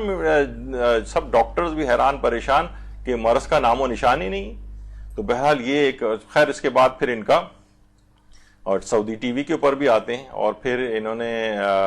اس لحاظ سے ان کا ایک موقف بھی ٹی وی کے اوپر بھی آیا کہ ان اہل السنہ والشیعہ والاسماعیلیہ والعباضیہ مومنون و مسلمون و مومنون، ان کا یہ نظریہ بھی ان کا بنا کہ اہل سنت ہوں، چاہے شیعہ ہوں، اسماعیلیہ ہوں یا عباسیہ فرقہ ہو. عباسیہ فرقہ وہ ہے کہ جو کہ کہا جاتا ہے خوارجی کی شاخ ہے. اب پتہ نہیں ان کے عقائد ویسے رہے ہیں یا نہیں، لیکن عمان، سلطنت عمان ہے، اس کی 70% آبادی عباسیہ فرقے سے ہی تعلق رکھتی. کہا میرے لحاظ سے یہ سب مسلمان اور مومن ہیں، اور میں نے وہ بات کہی ہے جس کو کہنے کا بڑے بڑے افراد بھی جرت نہیں کر سکتے اس بات کو کہنے کی، ان کو مسلمان کہنے کی. آپ کو پتہ ہے کہ وہابی فرقہ اپنے علاوہ کسی کو مسلمان بھی نہیں سمجھتا ہے، تو اس فرقے سے تعلق رکھنے کے باوجود بھی شیخ صالح بن عواد المغامسی نے یہ جملے کہے کہ میں شیعوں کو بھی مسلمان سمجھتا ہوں. آیت اللہ شیخ محمد علی گرامی ہمارے علماء میں سے، زندہ حیات علماء میں سے ہیں. انہوں نے بھی باقاعدہ ان کی اپنی آفیشیل سائٹ کے اوپر بھی انہوں نے بھی یہ بات کہی کہ شیخ صالح آپ نے جس حقیقت کا اظہار کیا ہے، ہم مبارکباد آپ کا شکریہ ادا کرتے ہیں کہ آپ نے ان حقیقتوں کا اظہار کیا ہے، اور کاش اور بھی افراد اہل بیت کے حق میں جو کہ ان کے خلاف جاتے ہیں وہ بھی اس حقیقت کا ادراک کر لیں. تو بہرحال اور انہوں نے کہا کہ خود آیت اللہ محمد علی گرامی نے فرمایا، اپنی آفیشیل ویب سائٹ پہ بھی انہوں نے لکھا ہے، اس بات کو کہا ہے، پیغام جو ان کے شیخ صالح کے نام دیا ہے کہ میں خود بھی کئی مرتبہ بیمار ہوں، اہل بیت نے مجھے شفا عطا کی، اور ایک مرتبہ تو حضرت امیر المومنین علی بن ابی طالب علیہ السلام نے مجھے شفا دی. اللہم صلی علی محمد وعلی آلہ. اور ملک آپ کے ملک سعودی عرب سے نہ جانے کتنے لوگ مشہد میں امام رضا علیہ السلام کے روضے پر آ کر شفا حاصل کرتے ہیں اور اپنی حاجات کو پاتے ہیں. اور اس آیت اللہ محمد علی گرامی نے ان کی جو آفیشیل ویب سائٹ ہے اس میں بھی صلوات بر محمد و آل محمد کے نتیجے میں جو ان کو شفا ملی ہے شیخ صالح بن عواد المغامسی کو، اس پہ ان پوری تفصیل ان کی اس کے اوپر بھی موجود ہے. تو بہرحال یہ موجودہ زمانے میں یعنی خود وہابی عالم دین وہ ٹی وی پر آ کر کہہ رہا ہے کہ جو ہے دبئی ٹی وی سے بھی جو ہے ان کے جو ہے وہ پروگرام نشر ہوتے ہیں، سعودی ٹی وی سے بھی ہوتے ہیں، اور کہا کہ میں نے یہ پڑھا اور یہ کتنا بڑا معجزہ اس کے ساتھ ہوا. تو بہرحال یہ ہے کہ اور کتنے ہی قصے اگر آپ دیکھیں شفا یابی کے امراض سے، وہ آپ کے جیسے ابھی میں نے کہا کہ وہ جو 1,42,000 دفعہ بچوں کے لیے پڑھ کر ہوئے شہزادہ علی اصغر کو ہدیہ کیا جائے. کتنے کینسر کے جو مریض، بلڈ کینسر کے مریض بچے تھے جنہوں نے اس پہ کیا، ان کی بیماریاں بھی اسی طرح سے غائب ہوئیں. تو کتنے قصے ہیں اس طرح سے جو کہ اس کے اوپر بھی موجود ہیں، وہی ڈاکومنٹ جو ہوتے ہیں. اب ظاہر ہے وہابی فکرے ہو گئی، ہر چیز کو جو ہے نا شک کی نگاہ سے دیکھتے ہیں، توجیہات پیش کرتے ہیں، اور لوگ ہمارے بھی اچھی خاصی پبلک جو ہے وہ وہابی الفکر کی ہوتی جا رہی ہے. آیت اللہ سید عبداللہ فاطمی نیا ابھی پچھلے سال ہی 16 مئی 2022 کو ان کا انتقال ہوا ہے. تو آیت اللہ شیخ سید عبداللہ فاطمی نیا یہ فرماتے تھے کہ امراض سے شفا یابی کے لیے بہت ہی مجرب ہے کہ گھر کے تمام افراد مریض کے پاس بیٹھ جائیں اور کثرت کے ساتھ جو ہے وہ صلوات بھیجیں. تو ہم نے نوٹ کیا ہے کہ اس طرح کرنے سے بہت جلدی امراض کا خاتمہ ہو جاتا ہے. تو بہرحال یہ علماء مستقل امراض کی شفا یابی کے لحاظ سے جو بتا رہے. شیخ آیت اللہ عباس حسینی کاشانی، آیت اللہ سید عباس حسینی کاشانی ہمارے بہت عظیم فقہا کے اندر سے گزرے ہیں، اور 2010 میں ان کا انتقال ہوا ہے، اور 18 سال کی عمر میں مجتہد ہو گئے تھے، 18 سال کی عمر میں. اور یہ بالکل آخری شاگرد آیت اللہ سید علی آقا قاضی کے سب سے آخری شاگرد شمار ہوتے ہیں جن کا 2010 میں انتقال ہوا ہے. یعنی سارے شاگرد اس سے پہلے انتقال کر گئے تھے، اور یہ بہت چھوٹی عمر میں ان کے درس کے اندر جاتے تھے. 3 سال ان کے درس میں رہے ہیں. بہت ہی چھوٹی، اتنی چھوٹی عمر تھی کہ لوگ کہتے تھے یہ بچہ جو ہے آیت اللہ علی آقا قاضی کے درس میں کیا کر رہا ہے. اور یہ ان کی جوانی کی تصویر ہے، لیکن یہ ان کے ساتھ بیٹھ کے تصویر نہیں، 2 تصویروں کو ملایا گیا آپس میں، کیونکہ جب یہ آیت اللہ علی آقا قاضی کے درس میں جاتے تھے تو بہت کم عمر تھے. تو اور بہت ہی بڑے علماء میں جو ہے وہ ان کا شمار ہوتا ہے. تو خیر جوانی وغیرہ کے ایام کی تصویر ہے. آخری عمر میں کافی طویل عرصے کے لیے بیمار ہو گئے تھے. ابھی بیماری کی وجہ بھی میں آگے چل کر بتاتا ہوں. اور تقریباً 250 سے زیادہ تو کتابیں لکھی ہیں، جس میں سے بہت بڑی تعداد کتابوں کی اسی بیماری کے زمانے کی ہے. ہمارے ہاں تو کوئی بیمار پڑ جاتا ہے تو اپنی واجب نمازیں تک قضا کرنے لگتا ہے، اور انہوں نے بہت بڑی تعداد کے اندر کتابیں اسی بیماری کے عالم میں کہ بستر سے اٹھ بھی نہیں پاتے تھے صحیح طرح سے، اور یہ اس انداز سے کتابیں بھی جو ہے وہ لکھا کرتے تھے. اور جب بھی ان کو ایوب العلماء کہا جاتا ہے اپنی بیماری، طویل بیماری کی وجہ سے. ایوب العلماء، جب کتاب بھی لکھی گئی ہے در محضر ایوب العلماء، آیت اللہ مرشی نجفی نے ان کو ایوب العلماء کا خطاب دیا تھا، یعنی علماء کے حضرت ایوب، یعنی بیماری اتنی طویل ان کی ہوئی تھی کہ ان کو اس طرح سے کہا جانے لگا تھا۔ آیت اللہ بہجت جب ان کی عیادت کے لیے آتے تھے تو ان کو کہتے تھے السلام علیکہ یا ایوب العلماء، یعنی ان کو اس طرح سے کہا کرتے تھے۔ اس سے اندازہ لگائیں کہ میں اس طور پہ بتا رہا ہوں کہ، اور ہمارے ہاں بھی مولانا علی رضا رضوی صاحب ایک دفعہ یہاں تشریف لائے تھے درس دینے کے لیے، تو اس میں ہمیں بتا رہے تھے کہ میں جہاں آیت اللہ عباس کاشانی جب حیات تھے میں ان سے ملنے گیا تھا، تو انہوں نے خود ان سے کہا تھا کہ میں اتنے طویل عرصے تک بستر سے ہل بھی نہیں پا رہا ہوں، لیکن آج تک ایک بھی حرف شکایت میری زبان پر جاری نہیں ہوا ہے۔ یعنی تحدیث نعمت کے طور پہ بھی انسان جو ہے نا ایک چیز بتاتا ہے۔ تو آیت اللہ بہجت ایوب العلماء کہہ کے ان کو مخاطب کرتے تھے، اور آیت اللہ تقی مصباح یزدی کہتے تھے کہ دیکھیے جب بھی کوئی جو دکان میں جو کپڑے بیچنے والے ہوتے ہیں وہ کسی کپڑے کی صحیح فٹنگ بتانے چاہتے ہیں تو وہ مینیکوئنز جو رکھے ہوتے ہیں نا، وہ مجسمے ٹائپ کے جن کے اوپر وہ کپڑے چڑھا کے اس کی فٹنگ اور اس کو ذرا اس پر اسپاٹ لائٹس لگاتے ہیں کہ اس کی بہت ہی نمایاں اس کپڑے کی خصوصیات پتہ چلیں، تو کہا کہ اسلام کا بھی جو اس لحاظ سے جو بیوٹیفیکیشن اور اس کا کوئی نمونہ اگر دیکھنا ہے تو وہ آیت اللہ سید عباس حسینی کاشانی کو دیکھے۔ یعنی اسلام اپنی پوری آب و تاب کے ساتھ جن شخصیت کے اندر منعکس نظر آتا ہے، یعنی کوئی مذاق بات نہیں، اتنے بڑے بڑے علماء یہ والی بات کہہ رہے ہیں۔ اور جب انتقال کیا تھا آیت اللہ عباس کاشانی نے تو آیت اللہ وحید خراسانی نے ان کی نماز جنازہ پڑھائی تھی۔ ابھی 2 روز پہلے ہی آیت اللہ وحید خراسانی کی اہلیہ محترمہ کا بھی انتقال ہوا ہے۔ بہرحال ان کے لیے بھی ایک صلوات بھیج دیجئے، اللہم صلی علی محمد و علی محمد۔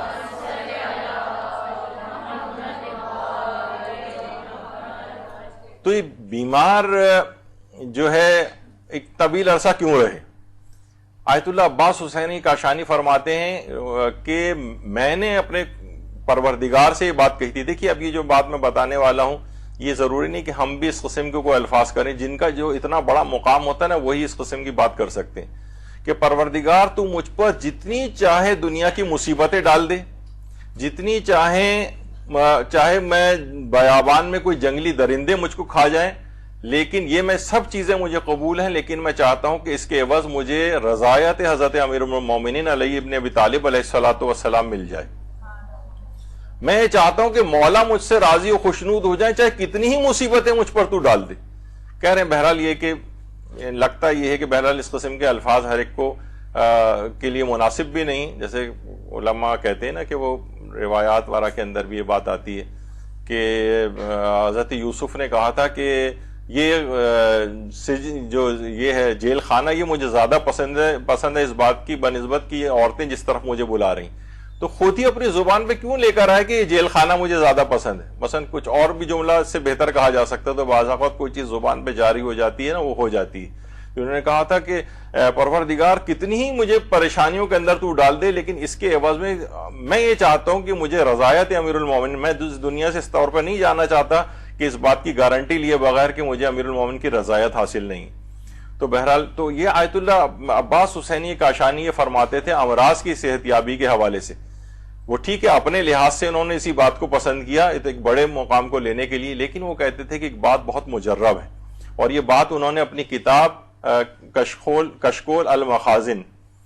جو ان کی کتاب ہے اس کے اندر اس بات کو لکھا ہے کہ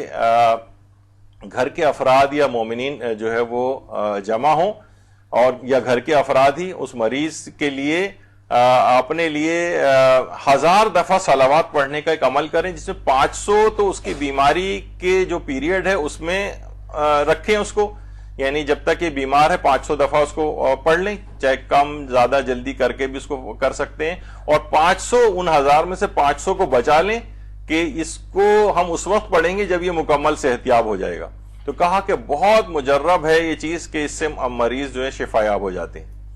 تو کشکول جو المخازن ہے اس کے اندر بھی انہوں نے اس بات کو لکھا ہے کہ مریضوں کی شفایابی کے لحاظ سے اس عمل کو جو ہے وہ کیا جائے۔ تو بہرحال یہ بڑا ہی اہم اور ایک بڑا بہترین طریقہ کہ 1000 دفعہ ہر شخص اپنے ذمے 1000 لے لے صلوات کو، 500 تو ابھی جب مریض بیمار ہے اس وقت پڑھے، اور 500 کو بچا کے رکھ لیا جائے کہ اس کو میں اس وقت پڑھوں گا کہ جب یہ مکمل شفا یابی سے ہمکنار ہو جائے گا. تو انشاءاللہ بہت ہی جلدی شفا یابی اس عمل کے نتیجے میں ملتی ہے. تو ختم 1000 صلوات یہ بڑا ایک مجرب عمل ہے مریضوں کے حوالے سے، یعنی 1000 دفعہ کا پڑھنا. اور ویسے بھی آپ نے اس سے پہلے سن ہی لیا کہ 1000 دفعہ پڑھے گا تو جو ہے وہ جنت میں اپنے مقام کو دیکھے بغیر اس دنیا سے نہیں جائے گا. اپنے لیے بھی بہت فائدہ ہے اور مریض کی صحت یابی کے لحاظ سے بھی 1000 کا عدد صلوات کا یہ بڑا مجرب ہے. اور جتنے بھی مریض آپ دیکھیں بیچارے ہاسپٹلس کے اندر ہیں، جب بھی انسان بیمار ہوتا ہے کتنی لاچارگی کے عالم میں ہوتا ہے، تو روزانہ جب بھی کبھی یاد آئے اللہم اشف کل مریض، اور پھر ایک صلوات اس لحاظ سے ان کے لیے پڑھ دی جائے جتنے بھی مریض ہیں، یا کم سے کم 3 صلوات روز جمعہ اگر پڑھ دی جائیں تمام دنیا کے جو مومنین جو جہاں کہیں بھی بیمار ہیں ان کی سلامتی کے لیے، ان کی صحت یابی کے لیے، تو انشاءاللہ آپ شریک ہو جائیں گے ان کی شفا یابی کے اندر بھی. اور ایک غائب جب دوسرے غائب کے لیے دعا کرتا ہے تو اللہ اس کو تو لازمی قبول کر لیتا ہے. تو بہرحال اس لحاظ سے اس کی بڑی اہمیت ہے کہ امراض کے لیے شفا یابی کی جائے. خود مریض کے لیے بھی مستحبات میں سے کہ جو افراد ہوں، ایک تو مریض عام طور پر دوسروں سے شفا یابی کے لیے کہہ رہے ہوتے ہیں، جبکہ روایت میں کہ خود مریض جو ہے مستجاب الدعوات ہوتا ہے، بلکہ لوگ دوسرے آ کر اپنے لیے دعا کروائیں مریض سے. تو مریض اپنے لیے بھی دعا کرے، دوسرے لوگوں کے لیے بھی دعا کرے، تو انشاءاللہ پروردگار اس کی دعاؤں کو قبول کرے گا. آیت اللہ محمد علی ناصری جب بیمار تھے تو ان کے لیے بھی ایران میں بہت لوگوں نے اس طرح سے کیمپین چلائی تھی. تو مریضوں کی اب بھی ہمارے ہاں بھی ٹرینڈ ہوتا جا رہا ہے مریضوں کی شفا یابی کے لیے ویسے دعا کرنے کو کہتے ہیں، لیکن صلوات کی ریکویسٹ جو ہے وہ کریں لوگوں سے کہ وہ صلوات پڑھیں مریضوں کی صحت یابی کے لیے. اور اگر جو ہے وہ بیماروں کی شفا یابی کے لیے اگر سورہ الحمد کے ساتھ صلوات بھی اگر پڑھی جائے، دونوں چیزیں اگر ہوں تو بہت ہی کیا ہی کہنا کہ سورہ الحمد ہمارے عام طور پہ سمجھا جاتا ہے کہ سورہ الحمد صرف مرحوم کے لیے پڑھی جاتی ہے اور سوچتے ہیں کہ شاید اگر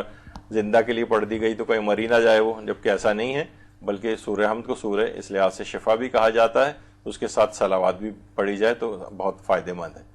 یا شیخ کفمی نے اپنی کتاب مصباح میں جو ایک دعا لکھی ہے، یا منزل الشفاء و مذہب الداء صلی علی محمد وآلہ وانزل علی وجہ الشفا. تو یہ بھی ایک دعا ہے جو پڑھی جاتی ہے، اس کے اندر بھی درود آتا ہے، یہ بھی بہت مجرب ہے بیماروں کی صحت یابی کے لیے. اچھا اب دیکھیے بعض اوقات یہ ہوتا ہے کہ کسی معین شکل میں، ایک تو درود وہی ہے جو کہ ہم اللہم صلی علی محمد وآل محمد پڑھتے ہیں، اور کچھ جو ہیں ان کی معین شکلیں بھی ہیں، جیسے وعجل فرجہم کا اضافہ کرنا، یا اللہم صلی علی فاطمہ و ابیہا والا جو ہے درود فاطمیہ، اور اس طرح سے اور جو مختلف شکلیں ہیں. تو کبھی وہ معین شکلیں کچھ خاص موارد میں، جیسے صلوات ضراب اصفہانی ہے مثلا، تو اس کے متعلق کہا جاتا ہے خاص، یعنی تھوڑی سی ذرا طویل صلوات ہے، آیت اللہ بہجت کی آفیشیل ویب سائٹ کے اوپر بھی ہے، اور اس کے اوپر بھی اگر آپ انٹرنیٹ پہ بھی جا کے صلوات ضراب اصفہانی لکھیں گے تو پوری صلوات آ جائے گی. اور وہ اپنے تزکیہ نفس کے لیے وہ صلوات بہت مجرب ہے، ازدواج کے لیے بھی ہے، شادی اگر کسی کی نہ ہو رہی ہو تو اس میں بہت مجرب اس کو پایا گیا ہے. تو بہرحال یعنی معین شکل ہے اس کی، خاص الفاظ ہیں، جیسے ابھی آپ نے قبرستان میں جو پڑھی جانے والی دعا وہ صلوات دیکھی تھی تو اس کے کچھ خاص الفاظ تھے، تو وہ معین شکل کہلاتی ہے. یا معین عدد بھی ہوتا ہے، کبھی ہوتا ہے کہ 100 دفعہ پڑھا جائے، کبھی ہے کہ 1000 دفعہ پڑھا جائے، کبھی ابھی آپ نے سنا بچوں کے لیے 1,42,000 دفعہ کا، بڑوں کے لیے 72,000 دفعہ، اس طرح سے مختلف جو ہیں طریقہ کار. تو وہ کبھی معین عدد یا معین شکل کے اندر ہی پڑھنا اس کو ہوتا ہے، یہ خاص تعداد ہی کے اندر جو ہے وہ پڑھنا ہوتا ہے. جیسے کہ پیغمبر اکرم صلی اللہ علیہ وآلہ وسلم فرماتے ہیں کہ جو مجھ پر جمعے کے دن 100 مرتبہ درود بھیجے گا خدا اس کے 80 سال کے گناہوں کو بخش دے گا. تو یہاں پر 100 کا تذکرہ جو ہے وہ یہ آیا ہے، تو اس کا مطلب ہے کہ یہ والی چیز 100 کا عدد جو ہے اس میں ہے. یہ چھٹے امام فرماتے ہیں قیامت کے دن جب تمام اعمال مجسم ہو کر سامنے آئیں گے تو جمعے کا دن دلہن کی طرح سے سجا ہوا خوبصورت نظر آ رہا ہوگا، اور بہشت کے دروازے پہ کھڑا ہو کر جو لوگ جمعے کے دن کثرت سے درود پڑھتے ہوں گے ان کی شفاعت کرے گا. راوی نے پوچھا کتنی اور کس وقت پڑھا جائے؟ امام نے فرمایا 100 مرتبہ عصر کے وقت. تو 100 مرتبہ وقت عصر جو ہے اس کو اگر پڑھا جائے تو اچھا عصر کا وقت کون سا ہے؟ ویسے آیت اللہ سیستانی کے نزدیک تقریباً 1.5 گھنٹے بعد ظہر کے عصر کا وقت فضیلت جو ہے وہ شروع ہو جاتا ہے. یعنی مثلا اگر آج کل یا کسی بھی وقت چلیں، جیسے 1 بجے کا اگر وقت ہم رکھ لیتے ہیں تو اس سے 1.5 گھنٹے بعد یعنی 2:30 بجے شروع ہو جائے گا. 12:30 بجے اگر وقت ہو رہا ہے تو 2 بجے جو ہے وہ عصر کا وقت فضیلت شروع ہو جائے گا. تو بہرحال 100 مرتبہ عصر کے وقت امام نے یہ فرمایا. اور 5ویں امام یہ فرماتے ہیں کہ میرے نزدیک جمعے کے دن محمد و آل محمد پر درود بھیجنے سے بہتر کوئی عبادت ہی نہیں جمعے کے دن. تو جمعے کے دن بڑی خصوصیت ہے درود بھیجنے کی. اس دن تو آپ نے ابھی سنا کہ 1000 دفعہ کا عدد بھی جو ہے وہ بھی پورا کیا جائے. تو کبھی خاص صیغے میں اور خاص شکل کے اندر اس کو جو پڑھنا مطلوب ہوتا ہے تو آپ وہ اسی شکل میں اس کو پڑھیں. جیسے ابھی آپ نے سنا صلوات زراب اصفہانی یا قبرستان والی جو صلوات ہے. اور کبھی کبھی خاص عدد جو ہے وہ مقصود ہوتا ہے. مثلا روایت میں ہے کہ جمعے کی شب یعنی شب جمعہ کم سے کم 100 مرتبہ انسان درود پڑھے اور جس قدر زیادہ ہو سکے پڑھے. امام صادق فرماتے ہیں کہ شب جمعہ میں محمد و آل محمد پر درود بھیجنے سے 1000 نیکیوں کا ثواب ملتا ہے, 1000 گناہ محو ہوتے ہیں اور 1000 درجات بلند ہو جاتے ہیں. تو جمعے کے لحاظ سے بھی ہے اللہم صلی علی محمد و آل محمد, اور شب جمعہ کے لحاظ سے بھی ہے. اور شیخ طوسی فرماتے ہیں کہ جمعرات کے دن محمد و آل محمد پر 1000 مرتبہ درود بھیجنا یہ مستحب ہے. بہتر ہے اس طرح سے اس درود کو پڑھا جائے, اللہم صلی علی محمد و آل محمد وعجل فرجہم واہلک عدوہم من الجن والانس من الاولین والآخرین. تو بہرحال یہ خاص طرح کی جو درود ہیں ان میں عبارت بھی الگ ان کی ہوتی ہے, اس کو اسی انداز سے پڑھیں تو وہی فوائد جو ہیں آپ کو ملیں گے. درود میں ویسے تو کثرت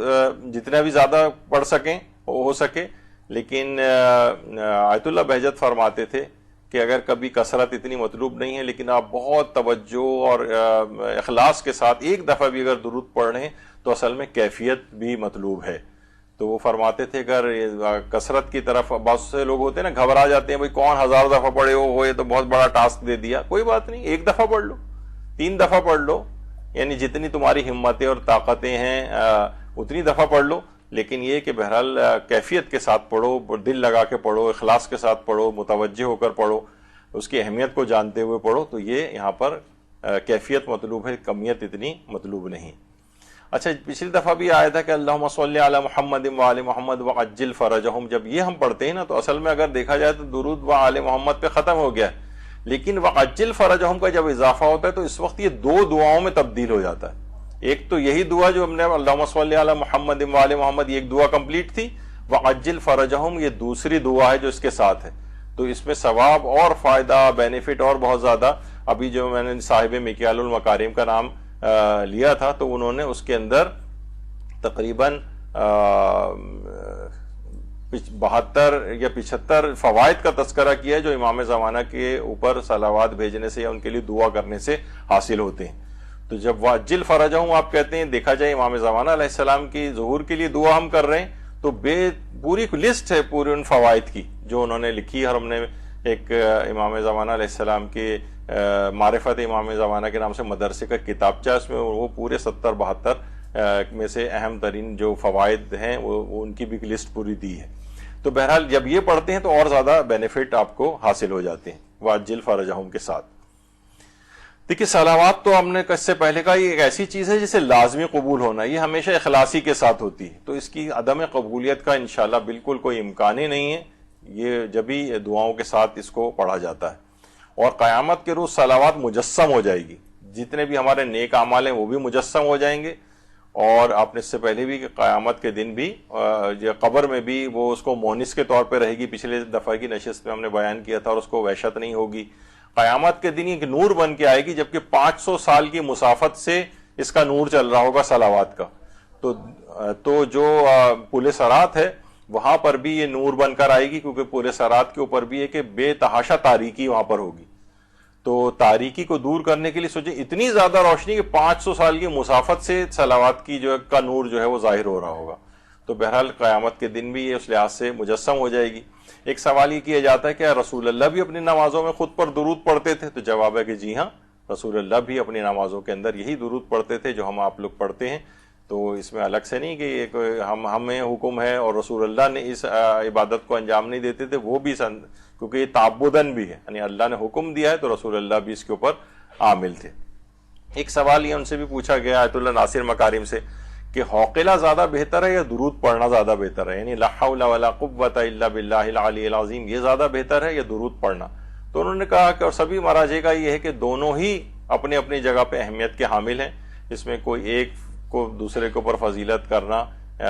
یہ نہیں ہے، بلکہ دونوں ہی اپنی جگہ پر، یعنی ایسا نہیں ہے کہ آپ ایک کو فضیلت قرار دے کے دوسرے کو چھوڑ دیں، دونوں کے اذکار کا اپنی جگہ جو ہے وہ فائدہ ہے۔ اسی طریقے سے صلوات خاصہ بھی ہیں، جیسے صلوات خاصہ حضرت امام علی رضا علیہ الصلوۃ والسلام ہیں،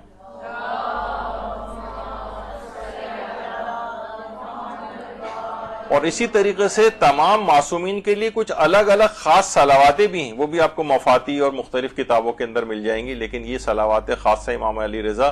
یہ خاص طور پر روایات کے اندر ہی آیا ہے ائمہ سے کہ اس مخصوص صلوات کو امام رضا کے خاص طور پر روضے میں جب جائیں وہاں پر پڑھیں ان کی قبر کے پاس، یا الگ سے دور رہتے بھی بہرحال پڑھی جا سکتی ہے، لیکن کچھ خاص صلواتیں کچھ مخصوص الفاظ کے ساتھ الگ الگ معصومین کے لیے بھی آئی ہیں، تو ان کو بھی جب بھی موقع ملے خاص صلواتوں کو بھی پڑھنا چاہیے۔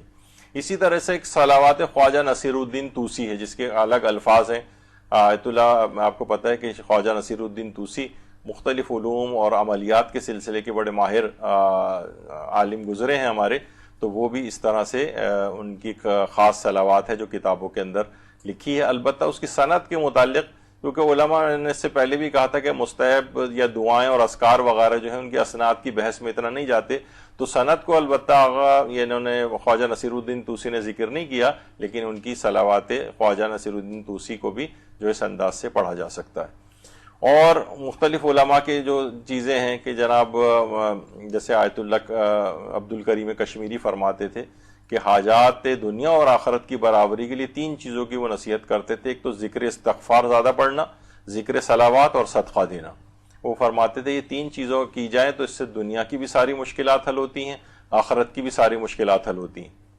اور یہ بھی فرماتے تھے کہ حاجتوں کی برابری کے لیے خاص طور پر اگر کسی کو گھر خریدنا ہے، گھر کا نہیں ہے کسی کے پاس وسائل، یا مثلا گاڑی کے وسائل نہیں ہے، رزق وغیرہ کی تنگی ہے اس کو، تو پھر وہ فرماتے تھے سورہ یاسین پڑھ کر اس کا ثواب امام تقی جواد علیہ السلام کو ہدیہ کیا جائے، اور اس کے ساتھ ایک صلوات بھی ان کو ہدیہ کی جائے۔ تو ہم نے دیکھا ہے وہ فرماتے تھے کہ یہ اس سے ان کو یہ جو چیزیں ہیں، مثلا کسی کے پاس سواری نہیں ہے، کسی کے پاس گھر نہیں ہے، یا مثلا رزق کی تنگی ہے، تو ان سب کی تنگیوں اور پریشانیوں کو ہم نے دور ہوتے دیکھا ہے۔ سورہ یاسین پڑھ کر اس کا ثواب امام تقی جواد کو ہدیہ کرنا، اور جیسے میں نے اس سے پہلے بھی کہا تھا کہ حوقلہ کے ذکر کے اندر 14 دفعہ بسم اللہ الرحمن الرحیم لا حول ولا قوت الا باللہ العلی العظیم جو اس کے اعداد ہیں امام محمد تقی جواد کے اعداد کے برابر، تو وہ جب اگر پڑھا جائے تو ابھی میں نے یعنی پچھلے چند دنوں ہی کے اندر میں نے کچھ ایسی حاجات کے لیے خصوصی طور پہ پڑھا، اور وہ یعنی اسی دن وہ حاجات جو ہیں پوری، یعنی وہ اپنا میرا ذاتی پرسنل ایکسپیرینس ہے۔ تو امام محمد تقی کے لحاظ سے یہ ایک سورہ یاسین کا بھی ہے، اور اس کے ساتھ صلوات کے ساتھ ان کو ہدیہ کیا جائے تو انشاءاللہ بہت ہی زیادہ مجرب ہے یہ عمل۔ اور درود ابراہیم کے متعلق تو پچھلی دفعہ آ بھی گیا تھا، تو بہرحال یہ بھی ہمارے برادران اہل سنت بھی پڑھتے ہیں، اور اس کا شروع ہی ایسا ہوتا ہے اللہم صلی علی محمد وعلی آل محمد، پھر کما صلیت علی ابراہیم وعلی آل ابراہیم انک حمید مجید وغیرہ۔ تو وہ تو درود جو اصل یعنی وہ ہے وہ تو آ ہی گیا اس میں، پھر اس کے بعد اس میں مزید ایڈیشن بھی ہے، تو اس کو بھی پڑھنے میں کوئی حرج نہیں ہے۔ اور ایک خاص خصوصیت کے ساتھ ایک موقع کہ رسول اکرم صلی اللہ علیہ وآلہ وسلم فرماتے ہیں کہ جب بھی تم سونے کا ارادہ کرو تو 10 مرتبہ مجھ پر اور میرے اہل بیت پر درود بھیج دیا کرو، اگر تم نے ایسا کیا تو گویا ایسا ہی ہے جیسے 1000 دینار صدقہ دیا ہو، 1000 دینار صدقہ۔ تو بہرحال یہ سونے سے پہلے بھی انسان اپنے اس میں رکھے، کچھ سونے سے پہلے ابھی ہمارا ایک نشست ہماری ایک اور گفتگو آئے گی، وہ بھی کم سے کم 2 یا 3 نشستوں پر ہوگی، وہ بھی آپ حیران ہوں گے کہ اس کے لیے اتنی نیند سے متعلق فقہی احکام بھی، اور نیند سے متعلق جتنے بھی اور اسلام کے احکام ہیں اس موضوع پر، یعنی انسان واقعی اگر دیکھے تو اپنی زندگی کا 1/3 حصہ وہ سو کر گزارتا ہے، تو کتنی اہمیت ہے ان کو کیوں ایسا ضائع ہونے دیں کہ بس سو کے 8 گھنٹے ہم ایسے لیٹے ہوئے کہ ہمیں کسی تو اس کو بھی پروڈکٹیو کیسے بنائے، تو اس موضوع پہ انشاءاللہ آئے گا۔ تو وہ درود اس میں یہ ہے کہ سونے سے پہلے درود بھیج کر اگر سوئے 10 مرتبہ تو اتنا زیادہ صدقہ دینے کا اس کو ثواب ملتا ہے۔ کچھ خاص دن ہے جیسے روز غدیر ہے، اس میں جو ہے الگ سے حکم چھٹے امام نے دیا ہے کہ اس دن کثرت سے صلوات بھیجی جائے. اور اسی طریقے سے ماہ رمضان میں رسول اللہ نے فرمایا ہے کہ زیادہ سے زیادہ جو مجھ پر درود بھیجے گا قیامت کے دن اس کے اعمال کا پلڑا اگر ہلکا بھی ہوگا تو اللہ اس کے نیک اعمال کے پلڑے کو بھاری کر دے گا. تو رمضان میں اس کی بہت زیادہ اس لحاظ سے تاکید ہے. اور یہ بھی امام حسن عسکری علیہ الصلوۃ والسلام نے فرمایا ہے اللہم صلی علی محمد کہ ذکر خدا کرو، موت کو یاد رکھو، تلاوت قرآن کرو اور نبی پر درود کثرت سے بھیجو، کیونکہ رسول خدا پر درود 10 نیکیوں کے برابر ہے. تو یہ مستقل انسان کو چاہیے. اور پھر یہ بھی کہا گیا ہے کہ دعاؤں کی قبولیت کا باعث بھی اور اعمال کے پاکیزہ ہونے کا باعث بھی ہے. یعنی ہمارے اعمال پاکیزہ ہو جاتے. کتنے ایسے ہیں ہمارے ریاکاریوں کی نیتیں آ جاتی ہیں، دنیا دکھاوے کی نیتیں آ جاتی ہیں، شہرت کی نیت آ جاتی ہے، اور فساد نیت جو ہے بہت ساری آ جاتی ہیں. تو وہ سب اعمال بھی پاکیزہ تر ہوتے چلے جاتے ہیں. ہمارے اعمال سارے غیر الہی اس میں سے نیتیں نکل جاتی ہیں درود پڑھنے کی وجہ سے. اور دعائیں تو ہماری قبول ہوتی ہیں، ورنہ دعائیں جو ہیں وہ آسمان کے وہاں جو پردے ہیں حجابات میں چھپی رہتی ہیں اور وہ بلند ہی نہیں ہو پاتی کہ اللہ ان کو قبول کرے. تو بہرحال درود ساتھ میں ہونا چاہیے. رحمت خدا درود پڑھنے سے جو ہے شامل حال ہو جاتی ہے، انسان مختلف اس سے بچا رہتا ہے. اور وہ جو ہم نے پچھلی دفعہ بھی ذکر کیا تھا کہ اس عالم الست میں جو وعدہ ہم نے کیا تھا اس کی ہم تجدید جو ہے وہ کرتے رہتے ہیں، اس سے کہ جو ہم اللہ سے وعدہ کر کے آئے تھے. ایک بحث ہے کہ کیا رسول اللہ قبر میں درود سنتے ہیں؟ تو وہ تو ابھی آپ نے سنا بھی ہمارا کہ ہمارے برادران اہل سنت کے ہاں سماع موتا کی ایک بہت بحث ہے ان کے بریلوی اور دیوبندی افراد کے اندر. اور اگر آپ انٹرنیٹ پہ بھی دیکھیں تو بے شمار آپ کو جو ہے نا ان کے مباحثے اور مناظرے نظر آتے ہیں کہ پیغمبر جو ہے نا سنتے ہیں جو ہے آوازیں، یا مردہ اشخاص جو ہیں ہماری بات سنتے ہیں یا نہیں. تو ان کی بڑی ویسی بحثیں. تو پیغمبر ظاہر ہے روایات میں بھی آئے کہ جو قبر کے قریب پہنچتا ہے میں براہ راست سنتا ہوں، ورنہ فرشتہ مجھ تک یعنی ایسا نہیں کہ پیغمبر فرشتے کے کوئی محتاج ہے، نہیں، بلکہ پیغمبر کا اکرام ہے کہ فرشتہ ان کو لا کر خبر دے، جو سلسائل اور فطرس وغیرہ کا جو بھی آپ نے اس سے پہلے سنا. اور جو آپ دیکھیں جو پھول ہوتے ہیں ان کی کڑواہٹ ویسے ہوتی ہے، منہ میں لے کے آپ چبائیں کڑوا آپ کو لگے گا، لیکن انہی سے جو ہے وہ شہد کی مکھی جو ہے وہ بناتی ہے. اور شاید میٹھا کیسے ہوتا ہے. ایک دن پیغمبر اکرم اور امیر المومنین کھجور کے درختوں کے درمیان موجود تھے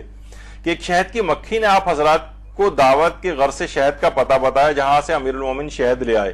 رسول اللہ نے شہد کی مکھی سے پوچھا تمہاری غذا تو پھول کے شگوفے سے کڑوی ہوتی ہے، پس کس طرح وہ کڑواہٹ شہد میں بدلتی ہے؟ شہد کی مکھی نے جواب دیا شہد میں مٹھاس آپ اور آپ کی آل کے مقدس ذکر سے،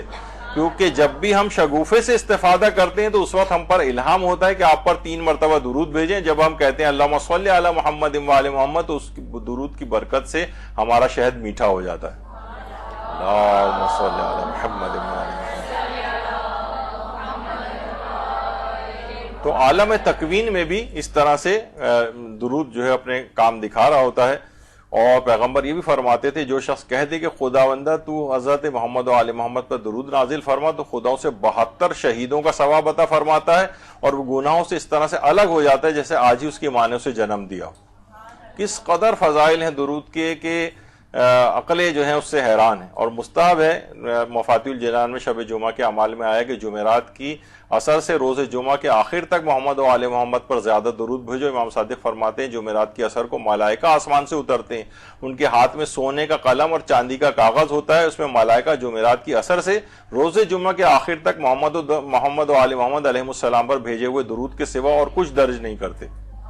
مستقل. تو یہ کتنی روایات ایسی آئی ہیں کہ ایک عجیب و غریب ایک روحانی دنیا کے اندر انسان جو ہے وہ پرواز کرتا ہے ان روایات کو سننے کے بعد. اور ایک مخصوص درود جو پیغمبر نے فرمایا جو ایک مرتبہ لا الہ الا اللہ وحدہ لا شریک لہ اللہم صلی علی محمد و آل محمد پڑھے تو اللہ اس کے منہ سے ایک سبز پرندہ پیدا کرتا ہے جس کے پروں میں یاقوت اور مروارید جڑے ہوئے ہوتے ہیں. اس کی آواز شہد جیسی شیریں ہوتی ہے. اللہ کی طرف سے اس پرندے کو ٹھہرنے کا حکم ملتا ہے. وہ پرندہ عرض کرتا ہے بار الہ میں اس وقت ٹھہر سکوں گا جب میرا کہنے والا بخشا جائے گا، جبکہ تو نے اب تک اس کے گناہ معاف نہیں کیے. اللہ فرمائے گا میں نے اس کے تمام گناہ معاف کر دیے، تو ٹھہر جا. پھر اللہ کی طرف سے اس پرندے کو 70 زبانیں ملتی ہیں جس سے وہ قیامت تک اس شخص کے لیے استغفار کرتا رہے گا اور وہی پرندہ جنت میں اس کا رہنما بنے گا. اللہم صلی علی محمد.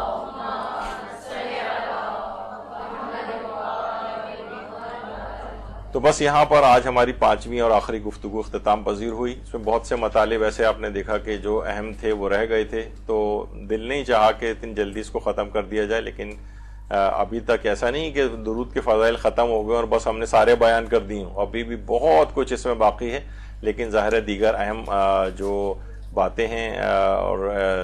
اسلامی احکام ہے وہ بھی آپ کی خدمت میں بیان کرنے ہیں. لیکن کم سے کم اس 5 نشستوں کو سننے کے بعد اتنی تبدیلی ضرور آ جانی چاہیے کہ روزانہ ایک تسبیح صلوات کی اپنی زندگی کا ہدف بنائیں اور روز جمعہ 1000 دفعہ. تو بس یہ ہماری ان تمام 5 نشستوں کا حاصل ہو جائے گا، اور یہ سارے فوائد، اور وہ ابھی آپ نے سنا ہر نماز کے بعد بھی 10 دفعہ صلوات پڑھنا، کہ پیغمبر کے بہت ہی نزدیک کے پیغمبر اسے دیکھ سکیں گے، وہ ان کو دیکھ سکے گا. اور سونے سے پہلے تو اس طرح سے اگر درود کو ڈیوائڈ کر لیا جائے تو زندگیوں میں آسانیاں ہی آسانیاں، دنیا میں بھی اور آخرت میں بھی اس کو نصیب ہوتی چلی جائیں گی. تو انشاءاللہ اگلی نشست میں کسی اور موضوع پر گفتگو اپنی شروع کریں گے. وصلی اللہ علی محمد وآلہ الطیبین الطاہرین. درود بھیجیے محمد.